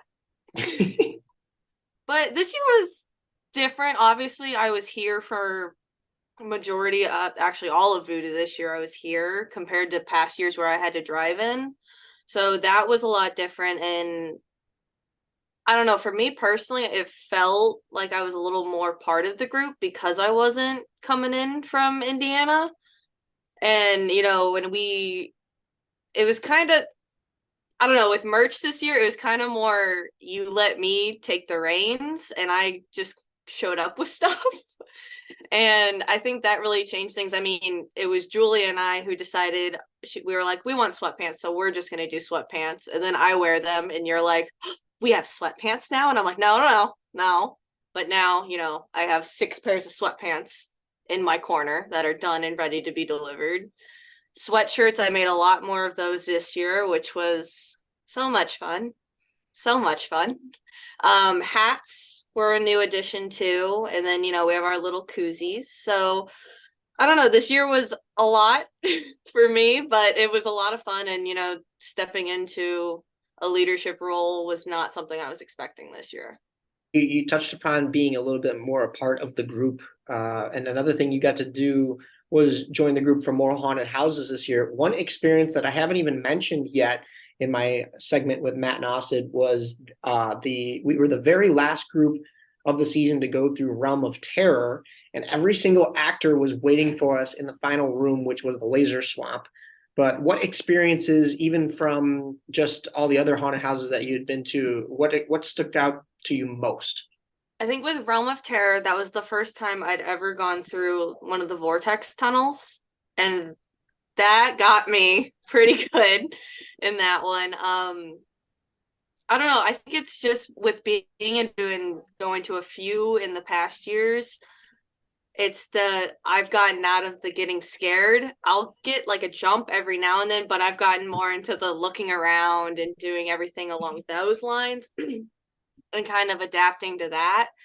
But Realm of Terror, that was just so funny because, you know, I had to call them while we were going there, being like, I'm really sorry, we're almost there. We're going to be there at 10:02.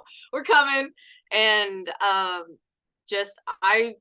they were like, we're pulling out all the stops. I wasn't expecting that. And then when they were all in that last tunnel, you've said it a few times, it was like sensory overload because they're all yelling something different at you. They're all doing something different. And you're like, I'm just trying to get out of here at this point. And I think the guy at the end kind of summed it up well. He was like, you guys look like you just walked out of Nam. And I'm like, yep, that's about what it feels like. Yeah, definitely sensory overload, but I think I was smiling ear to ear throughout that entire experience because that was like being a kid in a candy store, which was the quote that Julia said when we mic'd up her mom. Actually, we put a GoPro on her to go through Voodoo. So, Julia, I'll send it over to you. What was that experience like, especially sending your mom basically to her death with that camera on? Oh man, it's just I grew up in a household where she was very jumpy, so I just knew like how hysterical just the sound of her scream is. And the second you said you were gonna put a camera on, I was just like, it's gonna crank it up to 10 and it's gonna be enjoyable for us, and she will eventually be able to laugh at it. And sure enough, like after that night, all she would ever ask me every single day, did Mike post it yet? Did he finish editing it yet? Yeah, I made sure to keep it private, but it was so long of a video. I mean, our walkthrough is about 10 minutes long, and I made sure that it was only out there for her or anybody else with a link to see it, so that she didn't get too embarrassed. But I will probably edit a lot of that footage into our overall final cut of all the footage that we got from this year. But a lot of that footage is you on the front lawn. You were probably the coolest new addition to the acting side of things, and you aren't even new. You're a veteran, but you became our voodoo hood ornament with your aerialist rig, and then you brought us something that not even the professional haunted houses in Illinois have. What was that like for you, and what made you think to combine circus and voodoo? I remember acting in voodoo in previous years, and I just, like many people in our group, just really, really love Halloween. And when you can do something on your own, to come up with your own ideas, have them materialized and executed, is so much cooler than just like having that idea. So doing a walkthrough in the back, I feel like I remember we were getting close to like our first acting day, and I was walking back there with you and Matt, and you were talking about like an area in the trees where like it felt like something was missing, and like that's when I got the idea of like maybe next year I could drop down on like one of my apparatuses. And it just kind of, we took that idea and ran with it, and it just kind of morphed into me being on the rig on the Lyra, and came up with a costume idea of a cryptid, and it became what it was. You had a bunch of people in your aerialist class basically that you were teaching for pretty much like every night that we were acting there. Would you say that anybody made some major improvements, and we'll have to see a whole circus performance on the front? Well, we won't be doing this on the front lawn anymore, but when we bring Voodoo back, will there be a whole grouping of aerialists? There maybe a showcase. I don't know necessarily about a full performance, but I think some people definitely in their I had a lot of babies first Lyra students for those classes, and they all did phenomenal. But one class is, you don't have the physical training, and that's why I'd recommend showcase.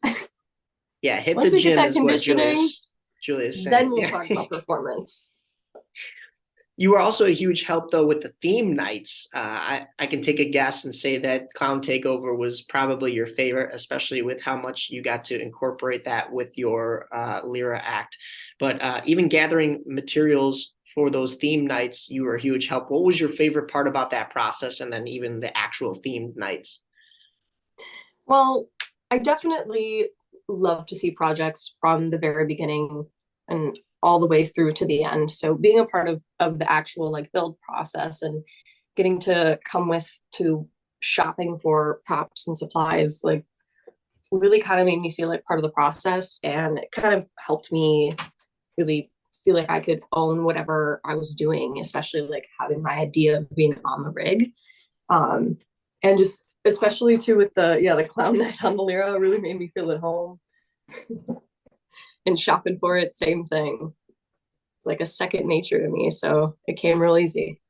Now, Brian, you got to do a little bit more this year than last year with us, even when it comes to being on the Mega Zoom chat for the podcast, because last year you and I had to record separately. But from the start, getting to see behind the scenes at Hell's Gate, what did you take away that maybe spilled over into how you approached Voodoo as well? I mean, seeing the behind the scenes just kind of like, I don't know, it opened up a lot to me, I think. I know just growing up, I was never really a haunted house guy. I never wanted to do them, never wanted to be a part of that kind of stuff there. And then last year, I got into this, just being a part of the behind the scenes, and I realized, oh, this actually is kind of cool. Um, and then actually seeing the behind the scene of like a big experience, it's like, wow, this is just a ton that goes into, the work, the rooms, the actors, everything. And I don't know, I'm speechless about that kind of stuff. But um, yeah, I mean, that was really cool overall. Yeah, it was an experience for myself as well. I'm so happy we got the opportunity to do that, and Zombie Army, they're super awesome for giving us that chance. But when it came to Voodoo, the funniest moment in the garage this year, hands down, had to have been when somebody had some kidney talk going on in the butcher room. Tell the listeners a little bit about the backstory, and then the actual instance in which this happened. All right, so we had a family. I think it was mom and two sons went through, and the kids were, I don't know, give or take 10, 12 years old. And they walked, through the front, through the swamp room. I scared them away, got them to go through the hallway, and then Emma scared them in the drop window. And I kind of picked up the idea of just talking through the window behind the door, uh, in the butcher room, or while the customers are in the butcher room. And Emma points out, she does her own spiel.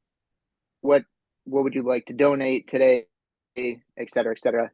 And the one kid goes, "Can't you live with one kidney?" And on the spot from behind the drop window, I go, yes, you can. I Yeah. know from myself. Yeah, that was, and then I think you Pretty funny. incorporated it into the rest of your act, each Yeah, customer base that went through.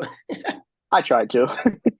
I try to switch up the body parts here and there, but I think that was one that just really stuck out to me and Emma as well.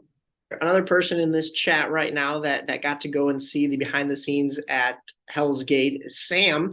You joined this year after seeing the production during the daytime last year with Voodoo on Vassar. But what made you want to jump into the roles that you had this year? And did you ever expect to be a part of something like this? I definitely did. It was definitely a new experience for me this year. Great that I got involved. I'm very glad that I did. Just especially with the group of people, like it's kind of hard to say no when you look at the group of people that you had come out. Not just this year, just over the years too. It seems like you've always had a great group around you, and I think that's what makes it a lot of fun. I know you had a blast most of the nights, but one of the probably the funnest nights for you was when your girlfriend and her friends came through Oh boy, and yeah. almost didn't even make it to the door. Did any of them need to change their diapers? And then what was their actual reaction after the fact? So they did tell me that they knew who I was the whole time. I don't believe it, but that is definitely one of the highlights of Voodoo for me, getting to chase my girlfriend's sister down like the whole block with a chainsaw.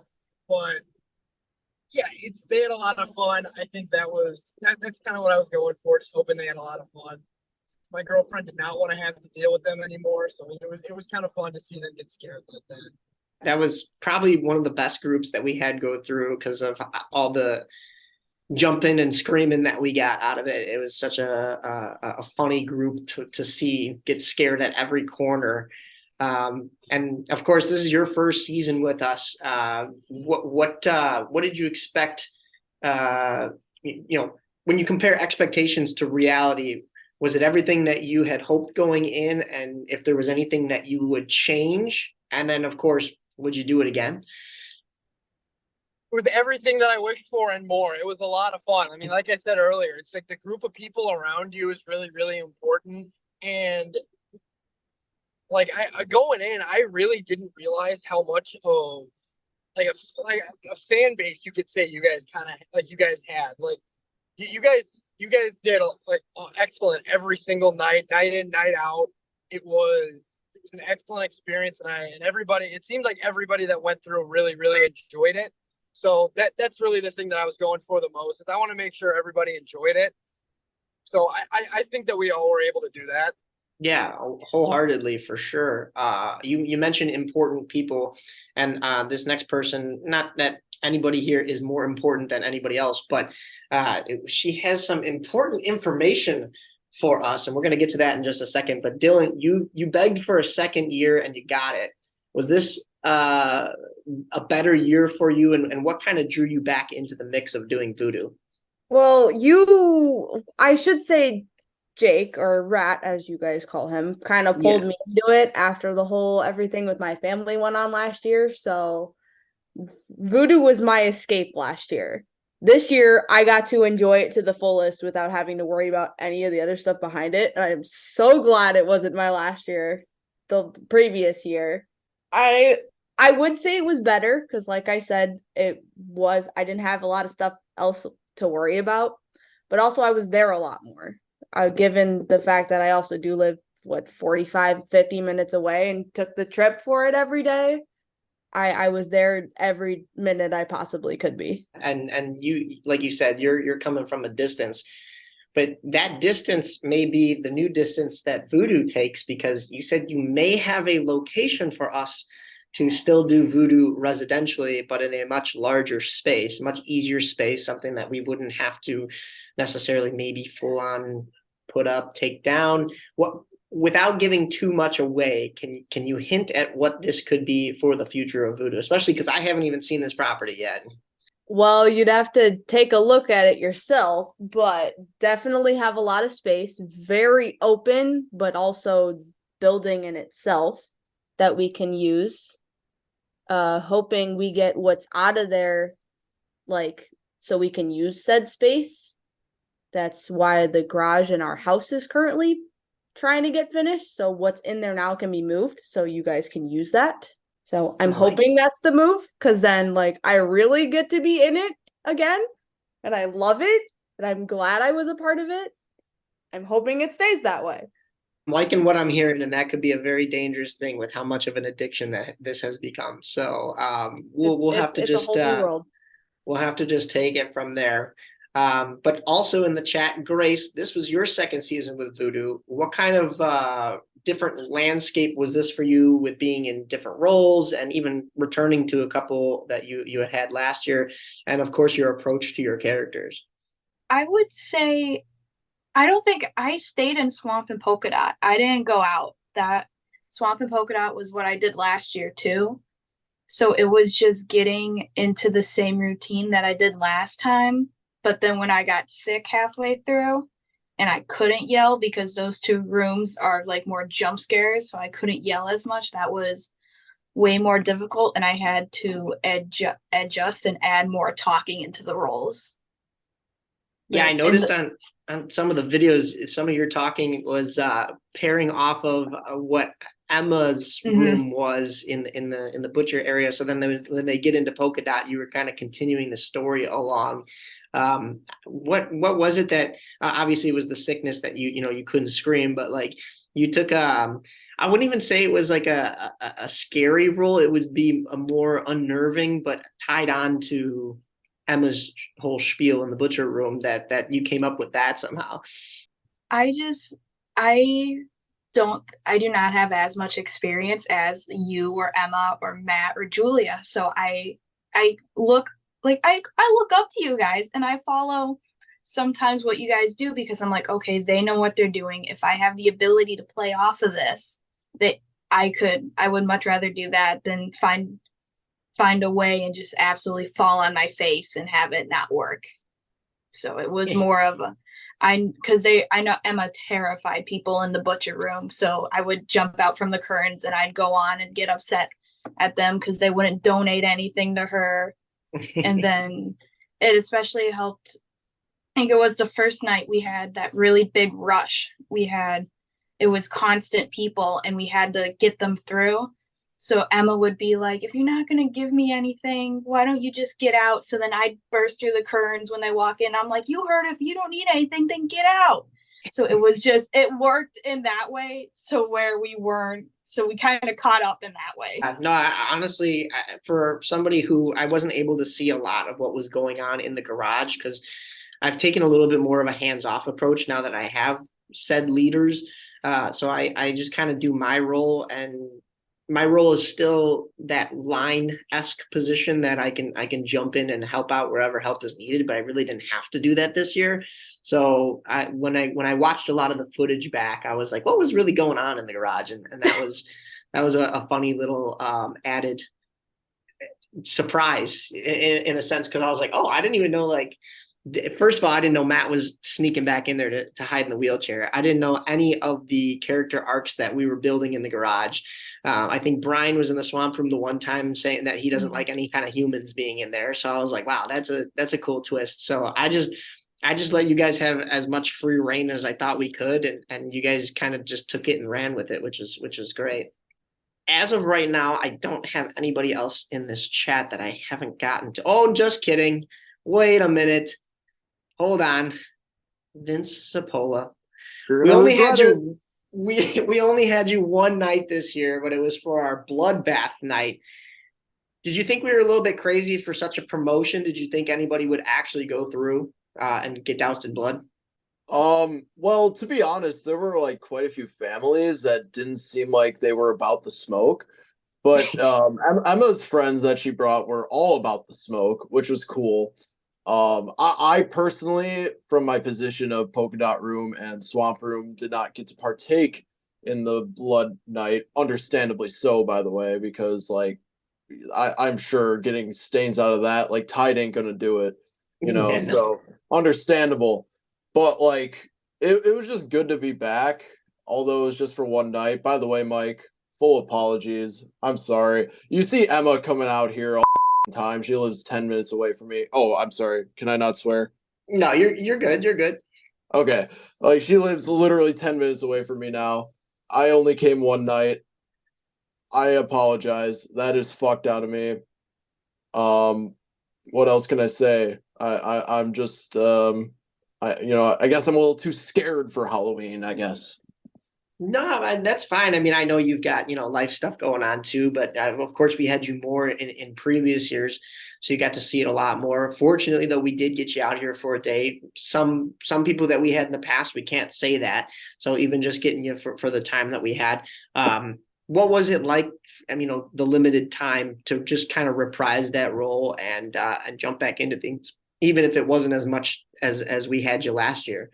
Okay, so bear with me here. Last year, I was completely new to it, right? And Yes. I kind of just like built the characters I needed to in the moment and kind of just like developed it like with whoever was in the garage, kind of just asking for feedback, right? Yeah. Um and as I just kind of kept going through it, I started to realize like being a complete psychopath and just having the utmost confidence doing it was really working. So it really kind of like I kind of just took that same energy from last year into this year, and I guess it worked really well. It just sucked that one night that there were like three, I mean, not that it's the fault of the customers, obviously, but like there was like three families in a row with like smaller children where I'm not trying to like give them nightmares and make them edgy kids listening to Knuckle Puck for the rest of their life right? Yeah. I'm so I get that 100%, but like I kind of just kept that same energy going on, and it kind of, I mean, I hope it translated still. Honestly, whenever I came to your house to do this, like this year, I just kind of kept that same energy. Just do what works, and be an absolute psychopath doing it, and that's truly what works. I saw that from when we went to Hell's Gate, right? Like you just got to have the utmost confidence and just do what you need to do to get the job done. You're another one that got a chance to see Hell's Gate with us during the behind the scenes tour this year. Was it everything that you had expected going in, and did you realize how major of an operation something like that can be, especially with your 1 year prior doing Voodoo with us? In a sense, I'm not trying to compare us to Hell's Gate. Obviously, we're residential; they are a full commercial haunt. But knowing how much it takes to do Voodoo, what was your reaction to how much more it takes to do Hell's Gate and how on lock they have all that stuff? Honestly, Hell's Gate was definitely one of the like most interesting haunts I've ever been to because of like how packed it is. Like I don't know if I can say this in the podcast too, like when we went behind the scenes when John will fun Oh yeah, boy, cut this out if you want to, but no, like no, when you he can. said like in the weekends they get like over 10,000s of people that come over, like that's Yeah, crazy, right? And we saw that the night we went, like we yeah. were body on body, right? Like there were millions of just like right next to us in those small rooms just waiting for the lines. It was like a different type of haunted house because of that, because typically you just go in with your group of like 4 or 5. You have your person in the front who's not a scaredy cat and everyone else who's being a little bitch, and you kind of just go with it, right? And it was definitely way different in that sense. In the sense of how scary it was, I think that like how many people were there really kind of limited it, to be honest with you. But overall, like the themes, the thematics, like how well designed everything was at Hell's Gate was awesome. And if Voodoo can really like kind of get to that, which I can see the vision, that would be awesome, man. And the way we're going at it, it's going to take some time. Rome wasn't built in a day, but it could potentially happen. Mr. Napolitano here is going to be sitting on his golden throne, just chilling on all, like literally like Monsters Inc. on all those canisters of all the screams, just making the dough from it. But regardless, it was definitely a different type of scare. I don't know. I felt like just with how packed it was, it kind of like changed the vibe from it, like compared to other haunted houses. But overall, I can definitely see how the operation is very, it works well, and hopefully we can get there one day. Absolutely. Your terminology just has me in tears every single time, cracking up. But Yeah, I don't think we would do. I mean, nobody can do a zombie army show other than Zombie Army, and like you said, it is built for wall to wall people, maximum, but still a good experience in a sense. But yeah, seeing the behind the scenes of how that runs gives me and gives all of us some kind of inspiration to move forward and eventually, like you said, build up to a certain level that I know we can get to. But yeah, that was a lot of fun. One more shout out I want to give was to my neighbor Koyo, who helped us cut out a couple polka dots. Although Julia did a lot of the heavy lifting with that, but the neighbors are I want to thank all of them for putting up with this because I know it's loud and it's at night and sometimes it is scary. Luke Koyo will help with this, but he won't actually go through, so he's not quite ready yet. Luca, my little cousin, I think came out and scare acted with us the one night, which was cool. He was running around. I believe he had a little machine gun because I keep finding the little plastic bullet shells all over the place. And then, of course, Roger, who, may have done a lot more behind the scenes help in the sense of he came and actually helped build for like 2 hours. And I know he's got a very busy life with family and everything, but then he also gave us a place to go afterwards by going to Anyways all those nights and just a nice place to hang out. So I know that's his job, but still we could walk into Anyways and know that, we're gonna have friends and good service there too. It is 8:30. Let me see what Tilo's up to. Ay, cabron. Matt, I was gonna make the comment about how the number of times you and I like full on body smacked each other in the garage. We can also talk about how when I think it was the first group when Vince was there. It was either the first or the second group, and it was a full scare. So I was double dutying, Vince double dutied, and then Matt, you were like sneaking around, and we all heard Vince in the polka dot room, and Matt and I just looked at each other and we lost it. Oh my god, that was we the couldn't happiest. even follow them out. We couldn't do anything. We were like, "Yep, Vince is back. We're perfect. Vince is back in the garage." That's all we wanted. Yeah, that was the happiest moment. I was so happy to hear his little creepy little laugh. Thanks to my performance enhancing drugs. Thanks, Emma. Shout out, by the way. Tilo's coming in a little bit, and then I have Derek here. I think he might jump in. Grant already left for the day, so we can't talk about how I made his girlfriend Katrina piss her pants. Mike, I'm sorry. I have to dip in like 10 minutes or so. That's fine. You're good. If any of you have anything that you want to cover before you dip, like if there's something that you don't think we already talked about, feel free to just throw it out there right now. Can Are we you still say recording? when Matt threw the baby against the wall and cracked its head open? Okay, just as a disclaimer, she means a baby doll prop, not an actual baby. This never got cleared up in the footage here, so I just want to put that out there. When was this? Oh was yeah, me. so Yes.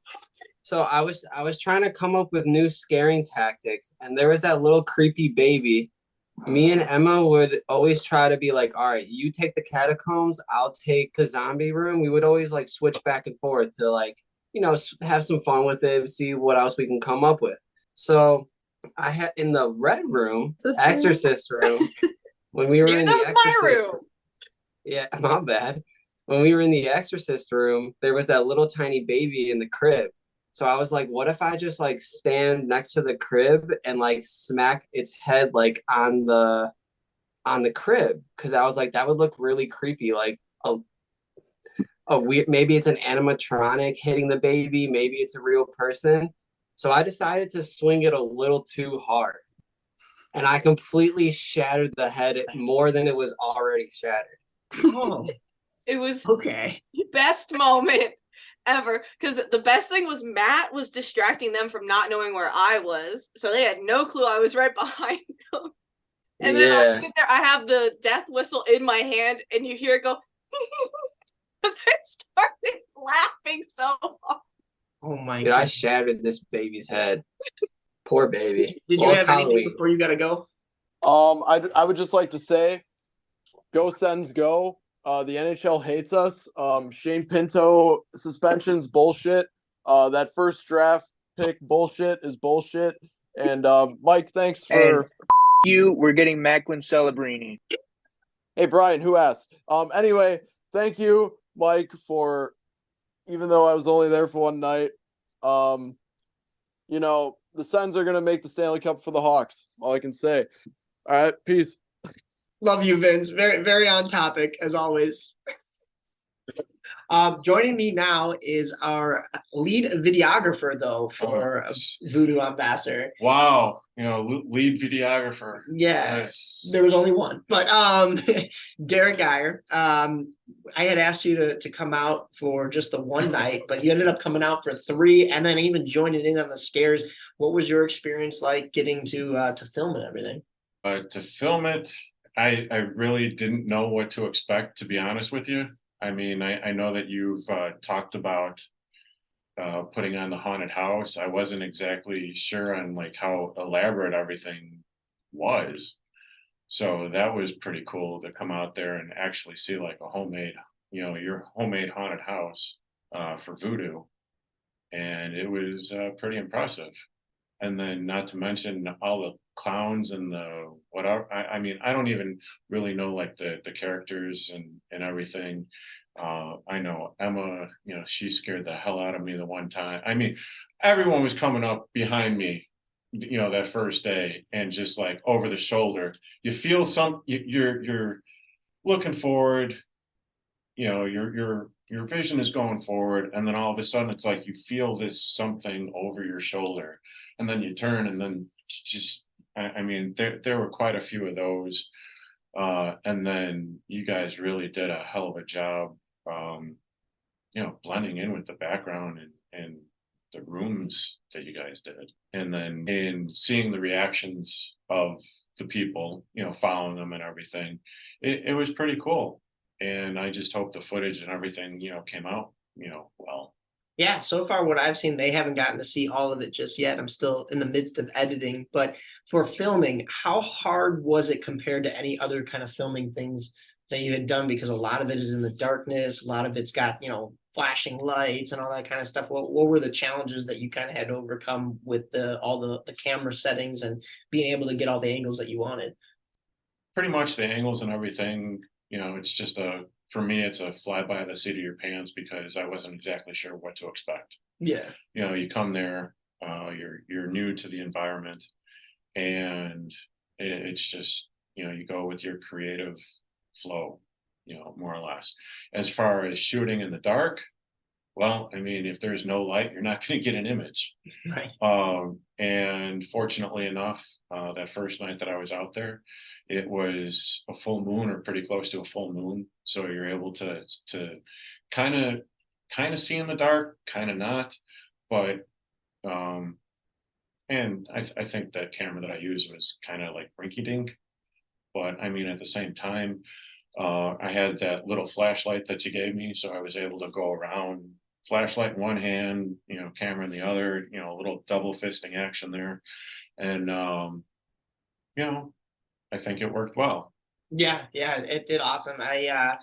You mentioned the full moon. That's something we didn't even talk about. We had the full moon late in the season for October. I mean, a Friday the 13th, and I think we had 2 full moons, which I mean technically is then a blood moon. Well, blue moon, but for Halloween, blood moon, but which is something different. But yep. being out there though, then like you said, you didn't know what to expect, and coming in. What were now your favorite parts, especially then being able to jump into the fun, and what would you take forward with yourself? Well, definitely when I came back the second night, and I figured, well, I've got the mask. Yeah. I've got my big Carhartt, jacket and everything. So I basically just put it on, parked down the street, started walking up, and everyone's probably like, who the f is this? Because, obviously I dressed a little bit differently the first night. And I mean, walking through was like, no one knew. I mean, I know you didn't know. Yeah. I know for a fact that you didn't know because you're up there on top of the garage or on top of the roof or whatever, and you're just looking at me, and I'm doing all of the horror movie things like just, turning my head and and I was just trying to be, as creepy as I could. And then when I finally took it off, because I think you were like, okay, who is this person? I did. And we had an instance last year. It's somebody that actually does voodoo with us, our buddy Jesse, who did the same thing, but he dressed up as the new Riddler from the new Batman movie. So it's that creepy, like army colored costume. And I'm looking and I'm like, why is this guy not scared? Why is he here alone? Why is he not saying anything? And I thought for sure he was going to go in the garage and like actually start stabbing all my actors. And then I thought with you on the front lawn, I'm like, okay, God, it's happening again. Like, but no, that was pretty good too. Yeah, the crazies are starting to come out. Exactly. But thank you again for all your videography and your hard work and joining in with us. So, and probably like one of the best things that I had, or for myself, was being able to somehow hide behind one of your inflatables. Oh yeah. And then actually just step out and scare the hell out of, a half a dozen or so people and everything, because that was fun. Was it the archway or was it more in the backyard? So it was right before they went into the batting cage area. Oh yeah, so yeah, the archway. Yeah, we were actually supposed to have something behind there and it broke. So I'm glad you stepped in and humanized the role.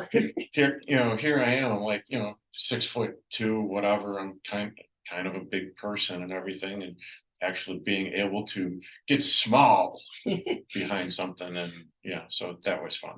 Yeah, well, thank you again, man, and we'll see you out there in the future, of course, too. Yeah, no worries. Let me know. Yeah. Later, all.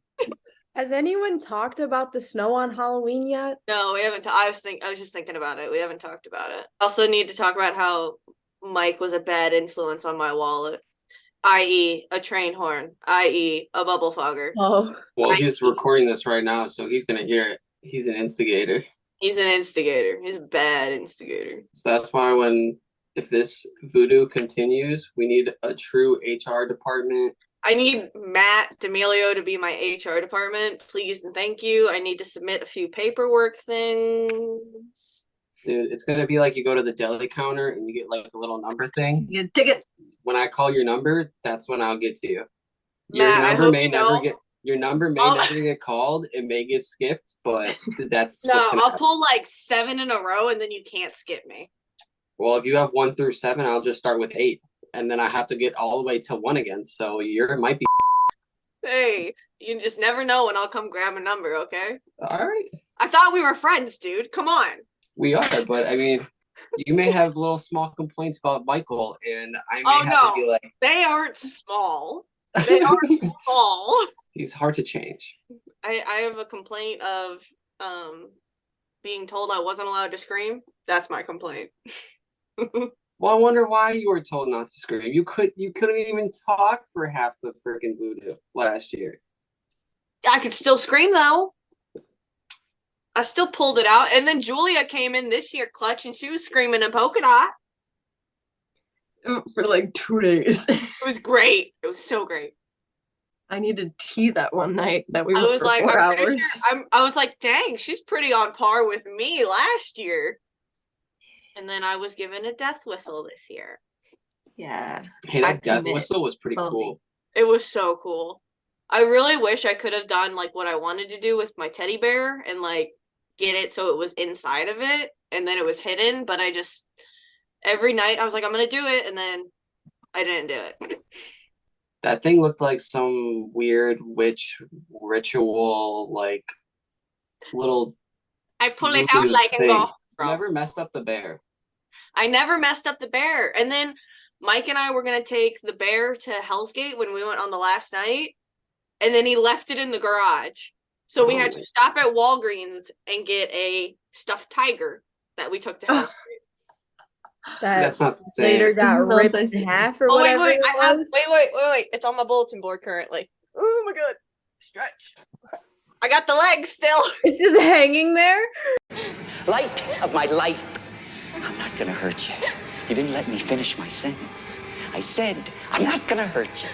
I'm just gonna bash your brains in. I'm gonna bash them right the fuck in. Separately, I am sitting down with Jake Ratner and Ian Pacheco. Ian was a newcomer to the Voodoo crew this year, and I'm going to start out with you. We talked the other night, and I know that you've been battling a little bit of a readjusted sleep schedule and also a little bit of like seasonal depression. We both kind of have, as I'm sitting here sick at home. But how have you been handling things? Man, just trying to distract myself as much as I can, really. I mean, doing anything, cleaning, I mean, yeah, taking medication, obviously to help, talking to people, trying to get out of my comfort zone. It's pretty much really it, dude. It's really not much to it. It's just kind of just distracting the mind. It's the best thing. I think we don't realize how immersed we get into it. And then when it all stops abruptly, especially this year with the snow, it's kind of a huge change in the routine. You were the biggest help this year as a rookie to Voodoo, but what made you jump in so wholeheartedly without really? I mean, you only saw it once before in 2022 when you came through as a fan. I don't know. I just because it was your last year, so I was like, well, I want to see how it is. I want to keep my mind distracted, from other things. So I thought I'd get out of the house because I'm not really an out of the house type of person. So kind of get out of my comfort zone a little bit, and I don't know, it was fun. I enjoyed it. Yeah, you did a lot with us this year, and I know I kind of touched upon the hours and you being the biggest help this year, but you also got to enjoy a lot of it, I think, with us. And I mean, there's a lot of different avenues you could go with here, but I kind of already know what was your favorite part of everything this year, whether it be acting or even going out to see different haunted houses. I think acting was cool. Just like, that was like my first time ever acting in like anything really. I think that was cool. We tried the slider gear, Yeah, for the first time we guess. both did. Yeah, that was fun.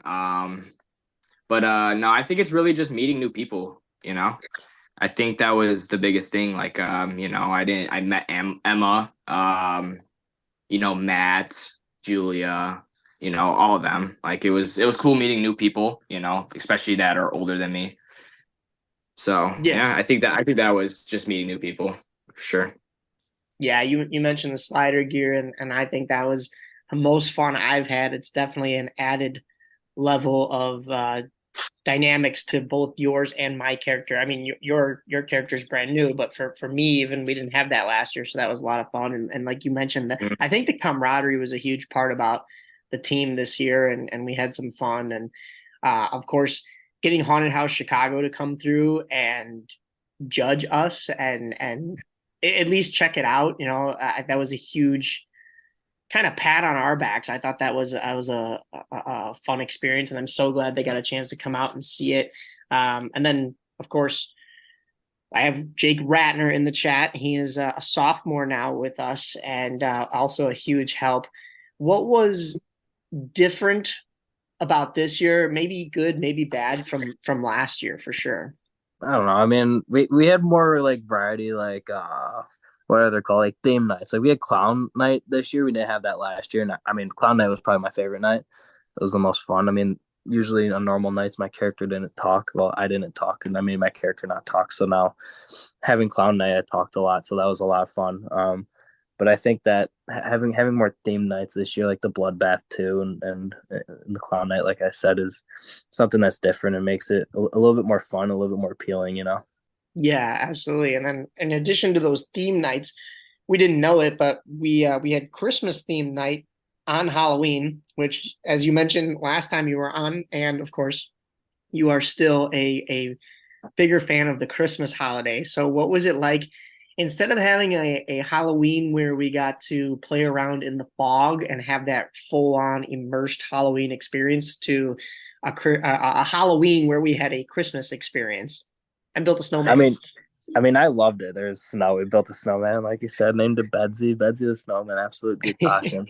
But it was a good time. I mean, seeing snow. I mean, it definitely took a little bit for some of us to realize, like, damn, like last night was our kind of like our last night that we were able to do this, and for a little bit before we come back. So it was a little bit sad at first, and then I realized, like, it's also a time, to celebrate a little bit.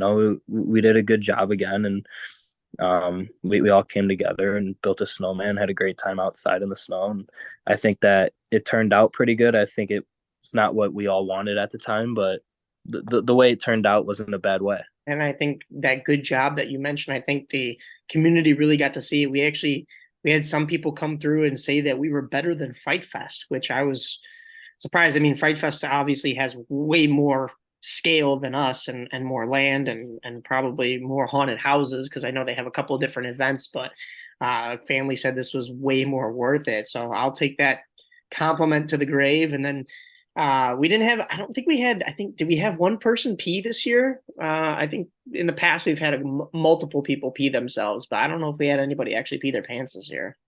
Yeah, I'm not sure. I know last year I made 2 people piss themselves. It was great. Yeah, that was fun, but I'm trying to think. We may have had one, but I didn't do my research to check. I remember we had one like going through the harm barn or whatever, and you're out there with the chainsaw, and she's like, "Oh my God, like don't chase me with the chainsaw. I gotta pee. And she started running. Oh, that was last year. Yeah. Oh, that was last year. I thought that was this yeah, year. That was the group of 27 drunk ladies off the bus. Oh That was yeah, one of yeah. them. But no, we didn't have any of that this year. Although I think we had somebody say, "I think I'm gonna pee myself."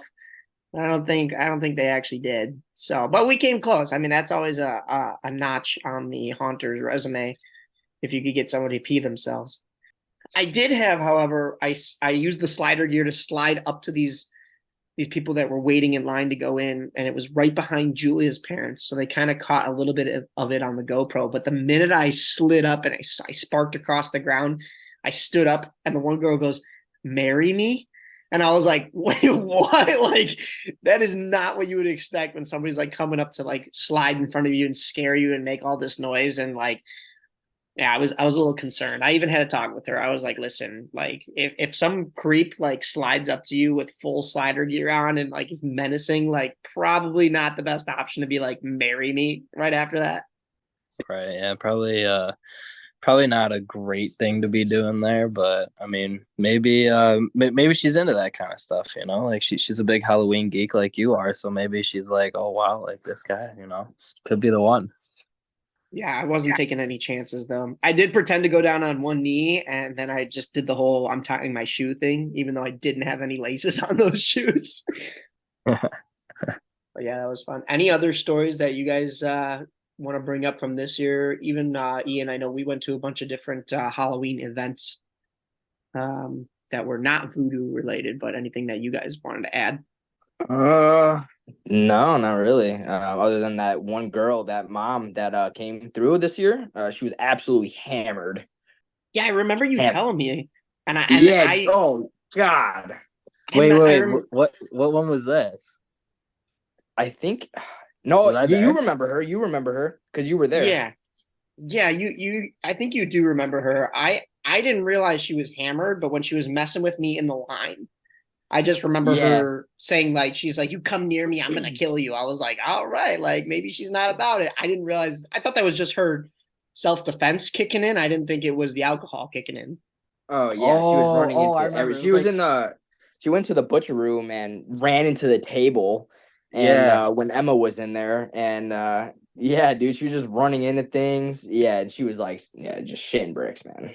No, dude, I remember because I was standing in the line, and it was like a group of 4 of them. It was like 2 girls and then 2 guys, and they went through, and like we chased, or I don't know if it was Bishar at the time or it was you with the chainsaw, but we chased them out, and they were standing there, and I hid behind my car, and they couldn't see me, and I popped out, and she literally probably shit herself. Like, it was so funny. Yeah, I kind of, I don't think I took it easy on her, but I couldn't tell that it was alcohol, especially she had her little kids with her. I figured, she's not gonna be drunk. And she was getting feisty with me in the line. She's like, "You come near me and I'm gonna sucker punch you." I was like, all right, lady, like I'm not trying to have you touch my actors. That's rule number 1. But like, I mean, if that's the way you're getting into the holiday, sure, be my guest. Yeah, no, she was buckled. I was standing like the line before they went in, and I was like guarding the door, make sure they didn't go in early or whatever. And she was just talking the whole time, and then like someone was like, "Oh, look, it could be your new boyfriend," and I was like, and then as soon as she said that, I went in and closed the door. I was like, "Get the out of here." Yeah, get away from me at that point. Yeah. Oh man. But yeah. Oh yeah, and one thing I wanted to rant about is I had Mike. I think you remember this. It was like one night. I don't think. Yeah, Rat wasn't there, but it was like me and you in the front, and it was a mom and a dad, and then like it was like I don't know 3 or 4 kids, but like the mom was like yelling at me, and she was telling me like he's scared, like stop scaring him and stuff. Yeah, and You remember that? I usually am on the side of pulling my actors back when that happens, but the Right. mom literally walked him up to the front door, and we weren't even like all up in his face. Like we were in No. the rest of the family wanted to get scared, so we were entertaining them, and she's standing right there with the kid and yelling at Right. us, and it's like, well, then go buy your car.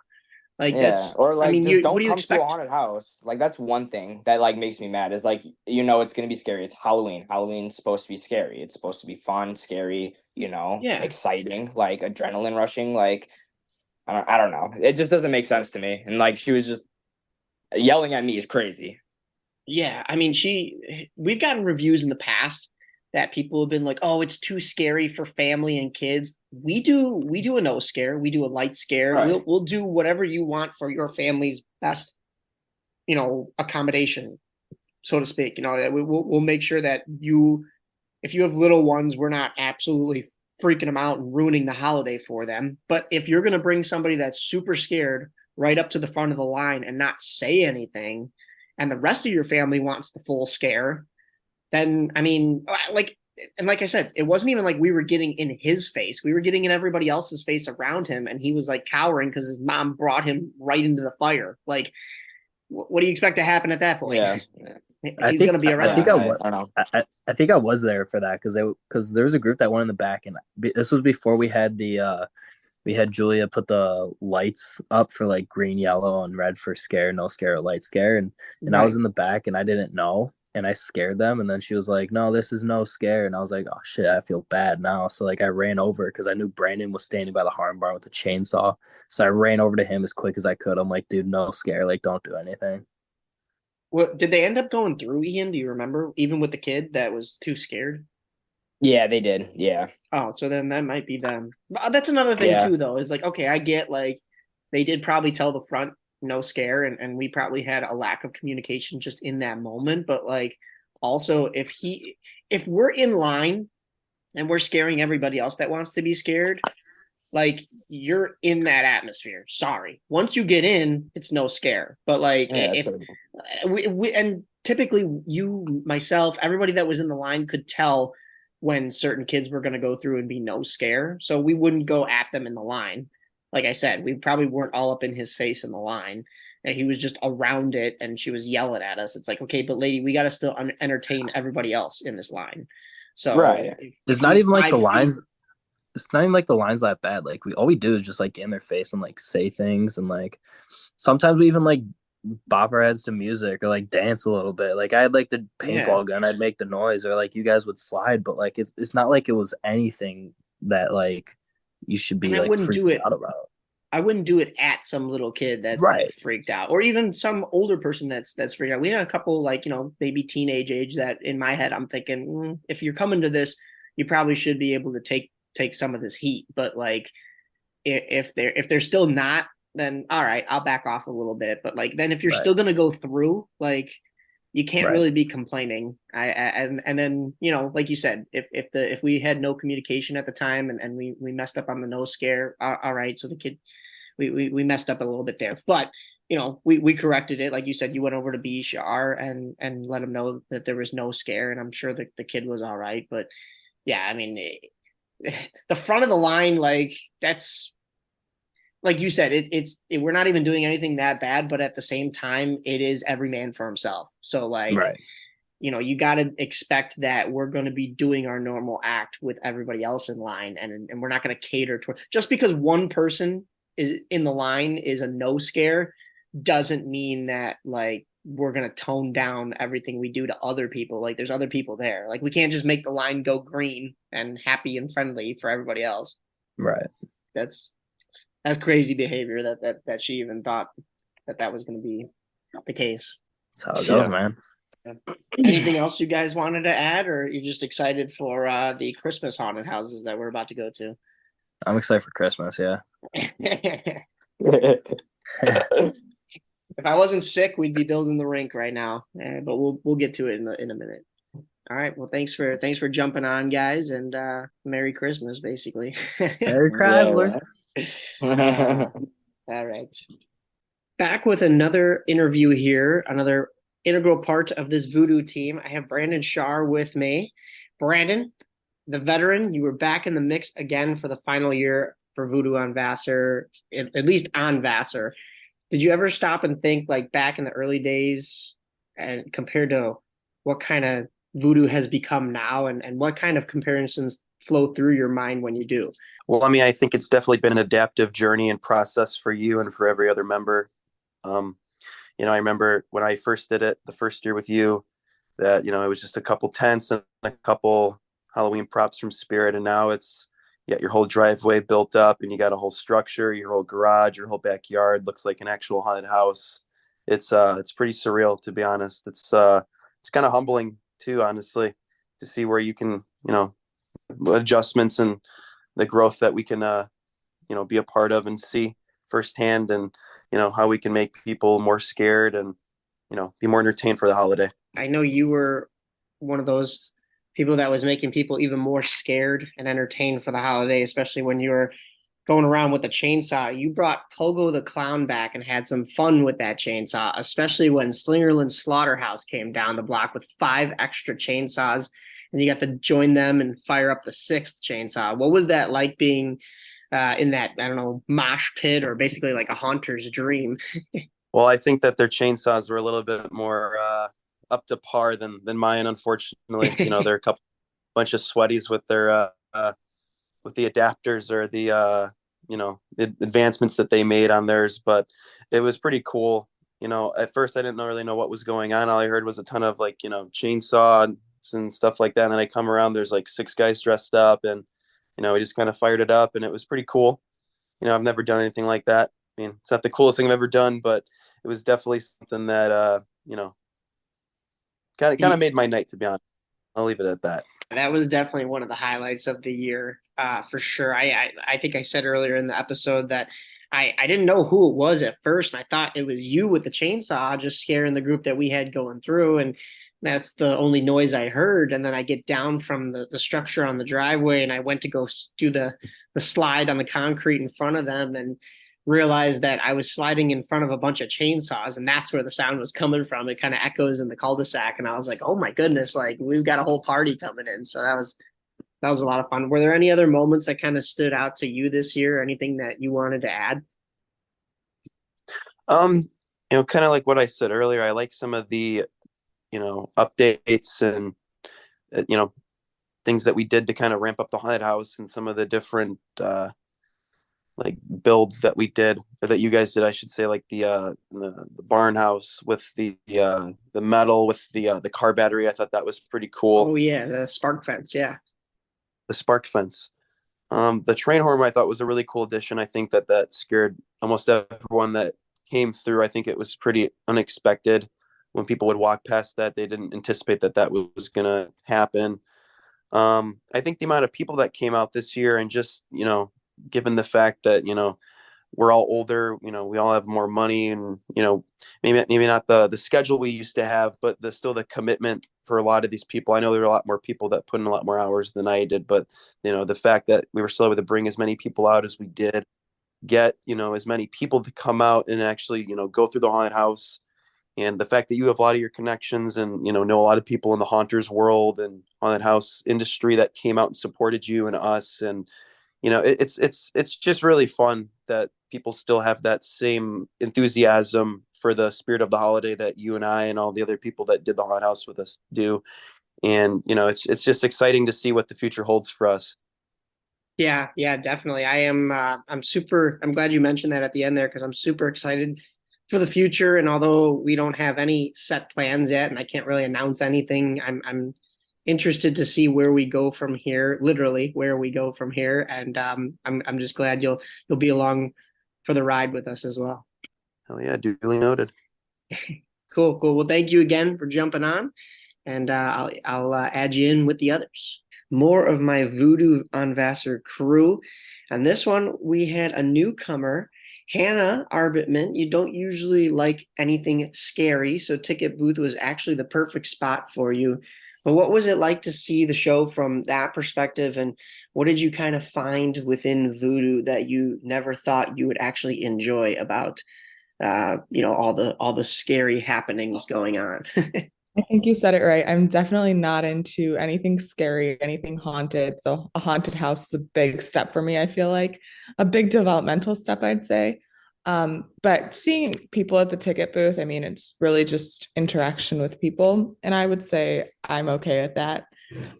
So I enjoyed it. People really everyone was there for a different reason, but they were all excited to be there. And everybody that walked through, I think, was like, oh my goodness, like on a scale of 1 to scary, how scary is it? Am I going to be splattered with blood on a bloodbath night? Like, what is this about? And I was just standing there like, I have never even been in a walkthrough with actors. You did get to see us on our bloodbath night, which I'm sure, as you said, it was already a leap for you to be at a haunted house, but I'm sure that was an even bigger step. But we're proud that you made the jump, and maybe next year we can twist your arm and actually get you to go through a whole walkthrough. I'm not counting my chickens on that one though. But it's a bit different from your usual mic'd up endeavors. What did you really enjoy about I'd say maybe so much the behind the scenes of Voodoo, and what would probably have you come back to do it again in the future when we get a new location? I think it's really good to see everybody pulling on one rope. The way that your team comes together to put on a show each night is very admirable. And it's something that I honestly wasn't expecting probably. I think when I first came in to your team per se, I thought it was more like a hobby. People are just there to have fun, but everybody is there to work and to provide a good show for people. We still have our fun here and there, but yeah, it is a full scale production at this point, and I am happy with, of course, the people we have around us, and it's cool that, like you said, to see everybody pulling that same rope and all working towards that common goal. And I'm just so happy we succeed every time, and it's because of adding in people like you that are willing to take those roles that maybe some other people don't want, like the ticket booth, because they want to actually be in there scaring people. But it's such a perfect spot for you. Was there anything that kind of stood out to you that I didn't cover that you wanted to maybe throw in here, or any kind of stories that you think the viewers and the listeners would want to know that happened during the couple of nights that you were there, other than, of course, building a snowman on Halloween? That's got to be the highlight of it all. We haven't seen snow since then, so I'm very grateful for that. I think you mentioned mic'd up endeavors, which I want to get back to a little bit here. I don't know if Tilo was on the podcast at any point, but when Tilo walked in and basically was like, "Oh, Hannah, what do you do here?" And he puts on this whole show of like, "Oh, welcome to Voodoo. I'm Hannah Arbit, your host. Welcome in." And I was like, this is not MTV Cribs, but I really enjoyed that little scene there. I thought it was really funny, and it definitely boosted the mood. But Halloween, yeah, not the way we planned it to go. But building a snowman on October 31st is something that'll stay in my memory for a while. Yeah, definitely. And always helps to whether Tilo was able to actually see the show or not, always helps to have him in a room with everybody else too. That's a fun time. But I completely do. I also want to say that I don't normally sound like this. Yeah, I don't know me neither. What got into me today. That's okay. The viewers will take exception, and I'm sure they can kind of form an idea of what we look like based on everything else, other than this just being an audio podcast. But if you're listening to this, just know that Mike Napoletano is scary without a costume, and I'm a beautiful princess. I'm just kidding. I'm just kidding. Love you all. It's crazy because I said that on the first episode. So I don't know. I just randomly said, I have this one friend, Hannah, who looks great. And this is why I did an audio podcast, is because I don't need a costume. Yeah. You just don't want to blind people. Just randomly. Yeah, exactly. Yeah. That's it. fair. That's the real reason There's this is that. audio only. It's not Yeah, because so I if didn't you're want to edit wondering- video. If you're wondering why we are not no video for this podcast, it's because my blinding beauty, Mike, is very protective of it and doesn't want viewers to see me more than they True. should. Yeah, yeah. Even these Zoom calls, even with your camera off, it's rough because it's like, oh, I have to put on some sunglasses, and me with my camera on, I'm sure like your eyes are burning right now. I'm working right now. I actually have hockey going on a different screen, so Nice. There you go.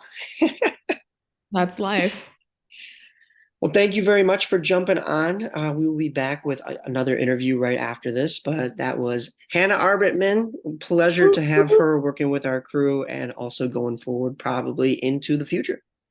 Love you all. Stay safe. Back with another two members from the Voodoo crew this year. I am with Mike Cross and Nick Terranova. Boys, you came in clutch, especially you, Mike, at the ticket booth when we needed you. You were only going to be able to stay for a few hours, but you ended up working the whole night. Was Voodoo everything you had expected after seeing it from social media over the years, or anything different than what you thought going in? It surpassed all my expectations. It was a lot of fun working there, even just being at the booth and walking through there and kind of. I think everybody had a good time. We showed all the patrons a good time. It was just overall a pretty good experience. And Nick, I'll ask you kind of the same question I asked Mike, but you actually got to be in the garage and in an actor role that you fit in perfectly kind of right away. But was it everything that you had expected even going in after, seeing and hearing about Voodoo for all these years? Yeah. I mean, I remember the first thing I think I told your mom after it was over, I'm like, great, your son got me twice with something, and I didn't said he did it. I'm like, why wasn't I doing this longer?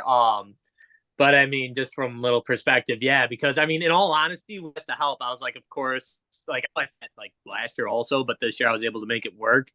And after Mike said he worked the ticket booth, I just assumed all right, I'll be helping out with tickets. That'll be cool. And I was watching football and I saw your text come in, and I was just like, what? Wait, mad scientist, that's a funky way to spell ticket booth. But no, it was awesome being in that role, especially because unlike you, I'm not a huge haunted house guy. I couldn't even tell you the last time I was in a haunted house. So I was trying to get a grasp of the role and have fun with it also. And everyone else who I was around, I know has been doing it the entire time, some for years. So they kind of helped me guide it. And after everyone went through the what was the room after mine? The camouflage room.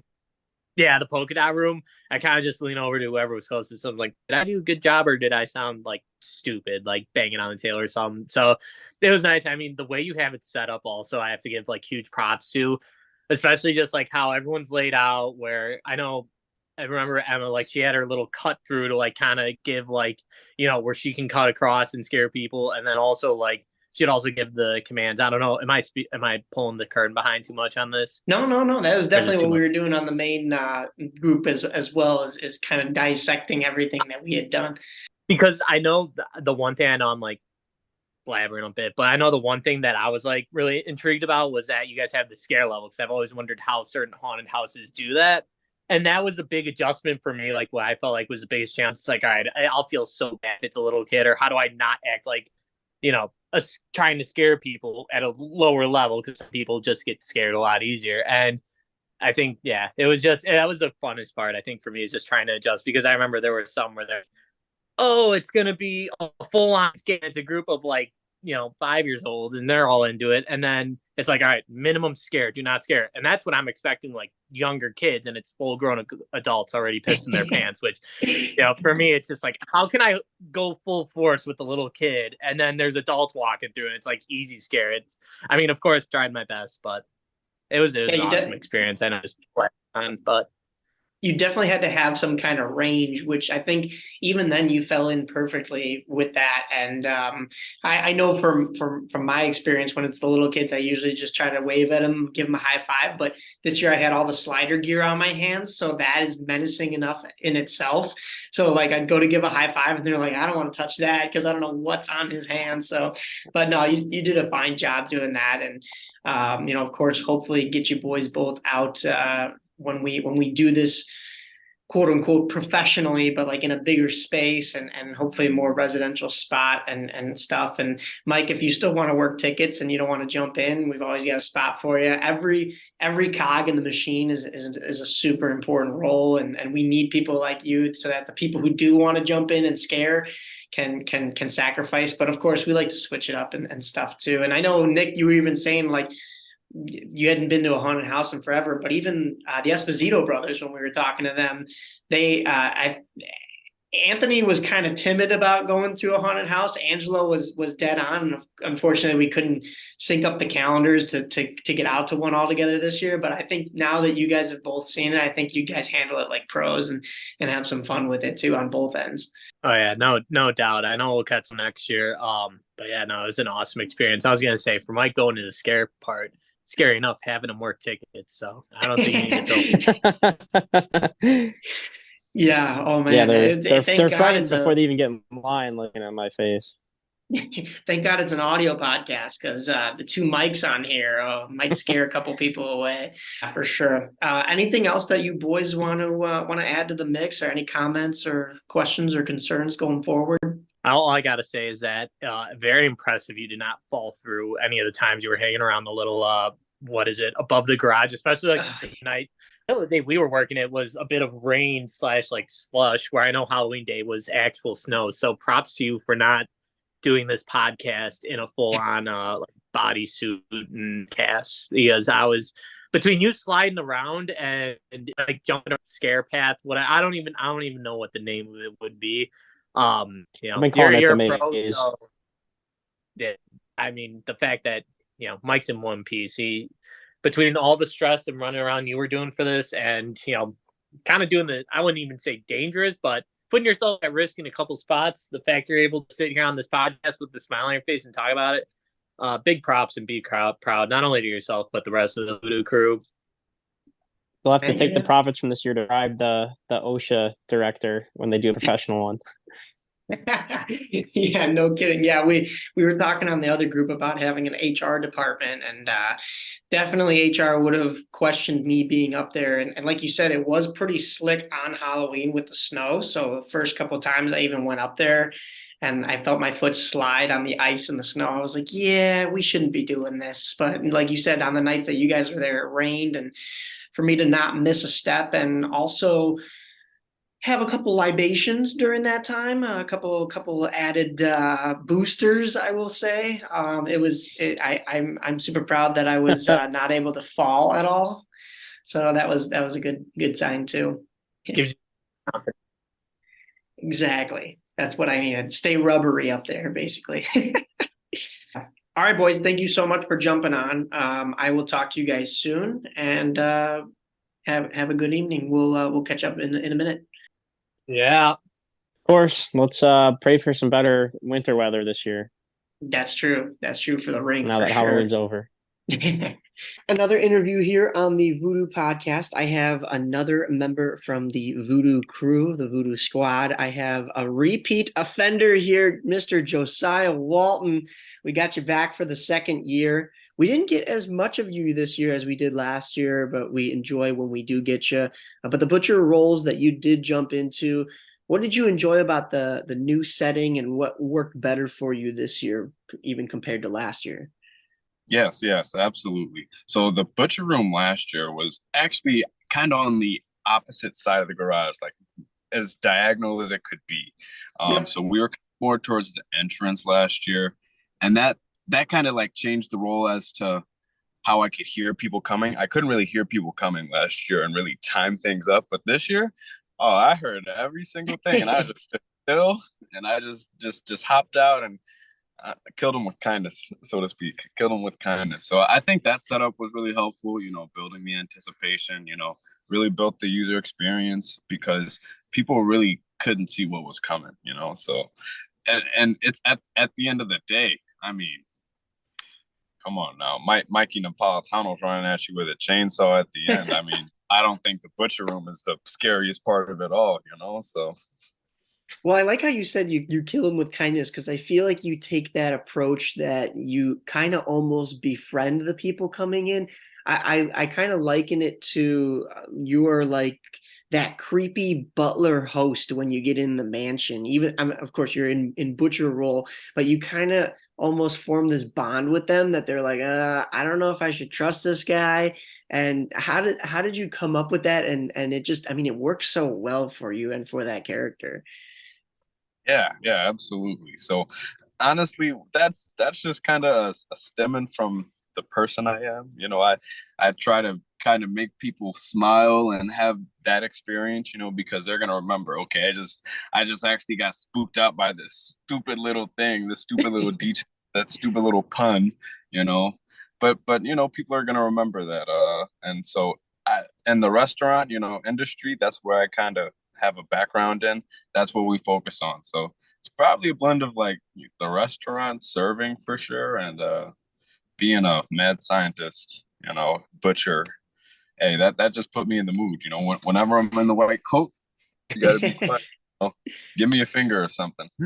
Yeah, exactly. Yeah, like I said, it's those people that come through and you're so nice that they almost do a double take because they're like, wait a minute, like this doesn't seem right. Like there's got to be some kind of a catch, and they don't think they can actually befriend you because That's there's right. definitely something coming around the corner.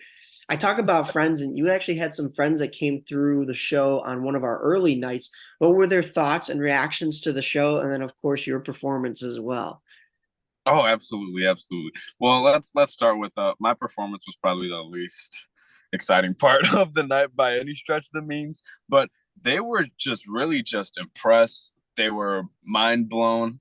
I mean, we gas it up. We gas ourselves up, you know, but uh telling someone, yeah, we built it out of a garage, they can't visualize, you know, the whole concept, you know. So they're saying, okay, yeah, we're gonna get a cheap thrill. Nah, man, you're getting a nice experience. You know, you're getting a walk through. People are putting effort, you know, into each aspect of that, and I think that really threw them off. They were kind of expecting like, oh, just let's look at some decorations, because people are okay with that, you know, because of Yeah. COVID, everyone to get outside. But you know, at this point, they were just mind blown by the effort, you know, and that just goes to show the leadership at the end of the day, man. Well, thank you, thank you. Yeah, that you're definitely, even though we get you for a limited time, part of that leadership, just like you said, with your persona coming out. What kind of things really stood out to you that you want the listeners to know about this year that we maybe didn't touch upon? Probably the dedication of the behind the scenes crew. We got a great team over there, you know, Rat, Emma, we got Sparks, we got Dylan, you know, all these people that came back from last year, D'Amelio, Trenny, all these people that came back from last year, they're showing their commitment, because I feel like that those bonds are rare in 2023. I mean, having, you know, having people put effort and put support, you know, into a project over the course of years, that just kind of goes to show, hey, you know, we're doing something that we enjoy at the end of the day. So Yeah, yeah, there that was is definitely everywhere, but I feel like that was kind of everything that is not promoted as much, because yeah, I'm not gonna lie, we do a lot of great visual stuff, you know, but nobody knows the heart and the passion, like at least the way I see it, you know. Anyway. Oh yeah. No, I definitely see that too. And yeah, I think the people see the end product and not the steps to get there as much. But like you said, it's there is quite a revolving door in 2023. We've seen it with a lot of, the crew that we used to have and people that maybe don't do this with us anymore. And some we miss, some we don't. Just Yeah. gonna throw that out there and be honest with it. But then, like you said, all the names you mentioned and yourself are the ones that are the returning cast and crew that have dedicated heart and soul to this. And I definitely appreciate that dedication too. So happy to Oh. have you, and eventually when we get our location going forward, I'm excited about that, and we'll see you back for that for sure. 100%, 100%. You know, I'll make a spooky appearance for sure. Well, awesome, man. Thank you for hopping on, and we will talk to you soon. Hey, Mike, thanks for having me on, and it's an honor to be able to help out and just chip in a little way I can. All right, you take care, buddy. Love you. Bye bye. Thank you too, man. Have a good one. What an excellent day for an exorcism. You'd like that? Intensely. But wouldn't that drive you out of Reagan? It would bring us together. You and Reagan. You and us. Oh, Mike, we talked about our future HR department. Yeah. Yeah, we don't have an HR department. Yeah, we do. It's Matt. Yet. It's in the making. Yet. We're working on the if you're going bigger with this, you need an Eventually head of official HR HR, department. and then we're also getting a part of a union. Yes, I need union Okay. breaks entirely. Union breaks. Like you gotta already 5. take Then we can go breaks. on strike. Let's all point that out. We can go on strike. I hate this idea so much already. I already said you were a bad instigator on my wallet this year. We already forged your name.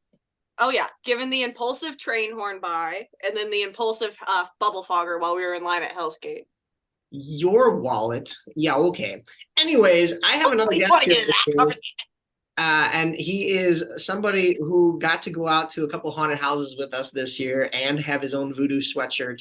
And then, unfortunately, due to the weather, he didn't quite make it out to Voodoo itself, but he saw like the guts of it. I have Tony Tilo Lopez here. What has this October been for you? And how many times did you cry and pee your pants? I gotta say the hat. I'm sorry, guys. I was going for something that didn't work out. The highlight of this whole season of Halloween, Voodoo, everything, you guys, Mike, Napolitano, Emma, all that. The highlight for me was going through Hell's Gate and this mother sucker taking notes in the middle of the dang journey while I'm pissing my pants. He's like, oh, that's good. I like that flash. Like, what? I think that was the highlight for me. Man, and then I understood. I think I gotta say now I understand what you guys do for the entertainment purpose. Like, you know, looking at what other haunted houses do, what they do, what the elements. Like, it's actually kind of fun, and I think that it was a pretty dope experience. So, me being very Hispanic and scared at crap like that really took and I guess it took an undertone to the point where I'm like, all right, you know what, this is actually not that bad, and I can see why you guys do what you do. So, but yeah, you note take. That's crazy. It's still crazy to me. You guys killed it though. I didn't get to experience it, but I saw he brought me through the stages of Voodoo on Vassar, and solid stuff. So props and kudos to all y'all. I'm sure y'all killed the game. And you'll get to see the footage afterwards too. Yeah. But then, like you mentioned, going through Hell's Gate and seeing what that was like. Of course, it wasn't the first one we did that night. We did Old Joliet beforehand, but you got like a double dose, and you just got thrown into the deep end with all this kind of stuff with us this year. But I know you're also very religious in your spare time. Are you ready for the Christmas themed haunted houses? Oh, you guys do Christmas themed haunted houses? Oh my gosh. Yeah. So like, what does that entail? Like, is Santa like a freaking mummy or something? Well, you got like Krampus, you got like Twisted Elves. Twisted Last year we had a bad Santa. We actually had him on the podcast. He's a pretty well-known actor in the industry, and he was, going around just acting like he was drunk Santa Claus from the mall. Okay. So, I mean, I'm down. Yeah. Just let me know. I'm there. But Tilo, last year's Christmas had some bad jujus around it, so you might want to be careful. She got in an accident. And then he almost died same night. So yeah. December 16th, we're not doing anything. So am I bringing trying holy? To run it back is what I'm saying. Am I bringing? Hey, yo. Yeah. To the haunted house? Is that what I'm doing? Yeah. It sounds like I could do that. Mike and I already have tickets for Massacre, so get on it. Yeah. Where's Massacre? Massacre is in Montgomery, right near Aurora. Oh, yeah. We went through last year's Christmas version, and I will be honest, I thought it was a little bit of a cash grab because I didn't think they changed up much from their October show to their Christmas show. So for Okay. people who had gone through in October, it was like seeing the same thing. For people like Jake Ratner, who had never been and was thinking, oh, Christmas, I love Christmas and I love haunted house. He came out of there and I think he stared at a wall for a half an hour because he had PTSD. And we were like, you okay, buddy? And he was just like, don't speak to me. Like, I don't need, like, the noises in that one are crazy. So sounds like you're signed up for Massacre with us. And then there's a couple other fun ones. So I guess I am. Yeah. Are you guys all involved with the Christmas? Yeah, come through. Everybody come through. I'll post the information. I'm getting a lot of these. Like, I'm going. You're like, yeah. If Tilo's there, I'm there because my favorite is walking through Hell's Gate and he goes, Emma, I just followed the back of your sweatshirt because it was glowing. Yeah.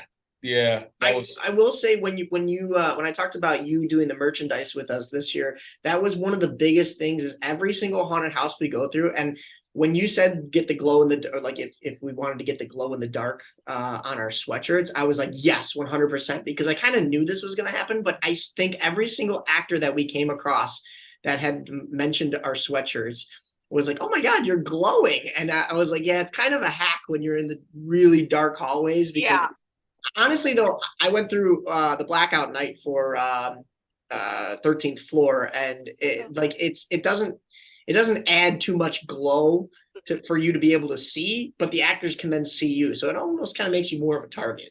Can I do a quick interview of not interview? Can I just take over the Voodoo podcast for like 1 minute real quick? Yeah. Can you guys tell me each of your positions one more time, what they were? I was in the Exorcist in the Butcher Room.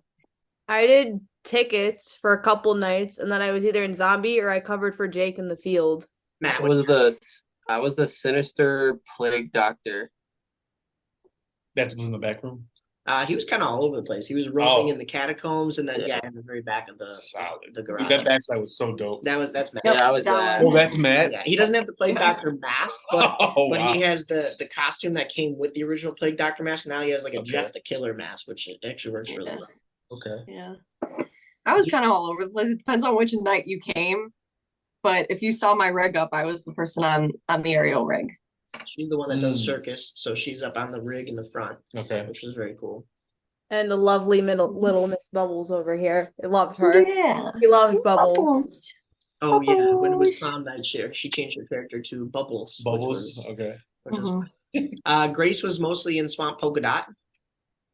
And then I was just about everywhere in the garage. I filled in for the field a couple nights, but Brian was pretty needed perfect. wherever. You just missed Vince. He was in the chat earlier. Vince was Polka Dot one night, but Grace, when she's Swamp Polka Dot, we have that laser swamp. Okay. And she could pop up in the ghillie suit, and then the swamp room. The Polka Dot room is the all black morph suit with the polka dots on it, and then the walls are all black with polka dots on them. So then next thing you know, it looks like the wall's coming at you. Mike, I hate that morph suit more than anything. Hey, I washed it this year. Does it smell I'm pretty sure good? it smells to the high heavens. Ugh. Yeah, how many times did you wash it this year? Well, okay, twice at the start. That would be and then the never only again. time it's ever been Twice. washed. Hey, No, it got washed the twice. one that made him wash it. Yeah. Yes, it got washed twice before we even started because I went through the first cycle, brought it out. I could still smell a little bit of sweat, threw it back in, a little bit of vinegar, and then. How about the field costume? So it was never. nasty. Listen, that was on Jake Ratner's part to clean the field costume. You now expect Rat to do his laundry on time? Okay, let's all point out that one's my ghillie suit, and it's currently in my garage spot because it smells so bad. Nice. So if we're not, can we like burn the morph suit? No. No, because Not gonna Mike be- never we gets rid of should. anything. No, because if we burn it, the spirit that is entangled within the fibers will be unleashed, and then Mike's house will be haunted year round. It's already Year It's gonna round? smell worse if you burn it. Like it's just gonna linger. Going back to the Christmas haunted houses, as of today, this is November 14th, Matt's birthday. We have the dates for Dungeon of Doom, which is up in Zion, Illinois. Hold on. I'm from Zion, bro. Yeah. Say it right. Zion. Zion, Illinois? Yes, Zion? not Zion. My bad. I grew up there for 15 years. My bad. Yeah. Zion, Illinois. This was meant to be. I had to make sure I was Exactly. here to make sure I corrected you for this moment. You'll have to come Somebody with us. has to put him in his place. You'll have to come with us to that one then, since it's your hometown. It's the December 8th and 9th, Friday and Saturday. And then the following weekend is Christmas Nightmare at Massacre, the That's what you're 15th talking and about? 16th. That's the one that Emma and I have tickets for already. And then there's usually a couple other ones, but they have not posted their Christmas events yet. But I'm guessing it's going to be within those 2 weekends as well. Because So haunted house season is more than 1 month, huh? yeah, you get the ones that'll do the crazy year-round stuff. Like they'll have a leprechaun-themed haunted house or a wow. love bites like Valentine's Day. I don't buy into all that kind of stuff. Never knew. Learning new things. Yeah. Y'all snap, man. Definitely kudos to y'all. Kudos to Emma with the merge. Kudos to the actors. Y'all definitely snapped. I enjoyed my time this season so far with the whole haunted house thing, and I'm planning to be scared a little more. Hey, yo, Tilo, what size sweatpants are you? Oh gosh. Ooh, you know what the V thing? Oh yeah. Oh yeah. They're joggers too. They're nice. That was all Julia's idea. I just want to point that one out. Julia, okay, Julia. I just make this stuff. I just to make be fair, I did work at an athleisure store for 2 years, so it's all just up here from memory. Julia and I both being like, "Oh, we're gonna get all the merch just for us," and then I get and then it turned into and then I got screwed. a shop. So. Give Tilo some white ones though, so that after we take him through the haunted house. No, I can't. This isn't an Oreo. You don't mix. No, black on black. No. Yeah, no, but for Tilo, he'll have to do. We were on the laundry topic, so yellow in the front, little Tilo, I wouldn't do that to you. Especially with diapers. I don't know. I wouldn't Grace do and that. I went to class one morning and we were matching with our Voodoo hoodies, but both of us forgot that they glow in the dark, and our teachers turned the lights off. Nice. That was a fun experience. It was a great promo though. Oh yeah. Great Shameless plug. Hey, right? I wore my happened Voodoo more than hat to the once. Pitbull concert too. Promo. Nice. All right, after this merch store is closed, Emma's on a sabbatical. No. So you're saying Mr. 305's coming through next year? No, I just got my kitchen back. Like, no, I'm not bringing anything else out. Something tells me that's not going to happen. She's going to make more merch for you. Probably. After this, I'm give her a couple years. Getting rid of everything. All right, cool. I'm out of here in 6 months. With the increase of demand from our customers, we may have to increase our staff and how we supply. Does anybody else have a merchandise? Okay, I have. This is why we can't have an HR yet. We need more of. I have 3 like crickets, logic is not gonna and I help was us running here. all 3 of them to do merch. So I'm done. I'm checked out.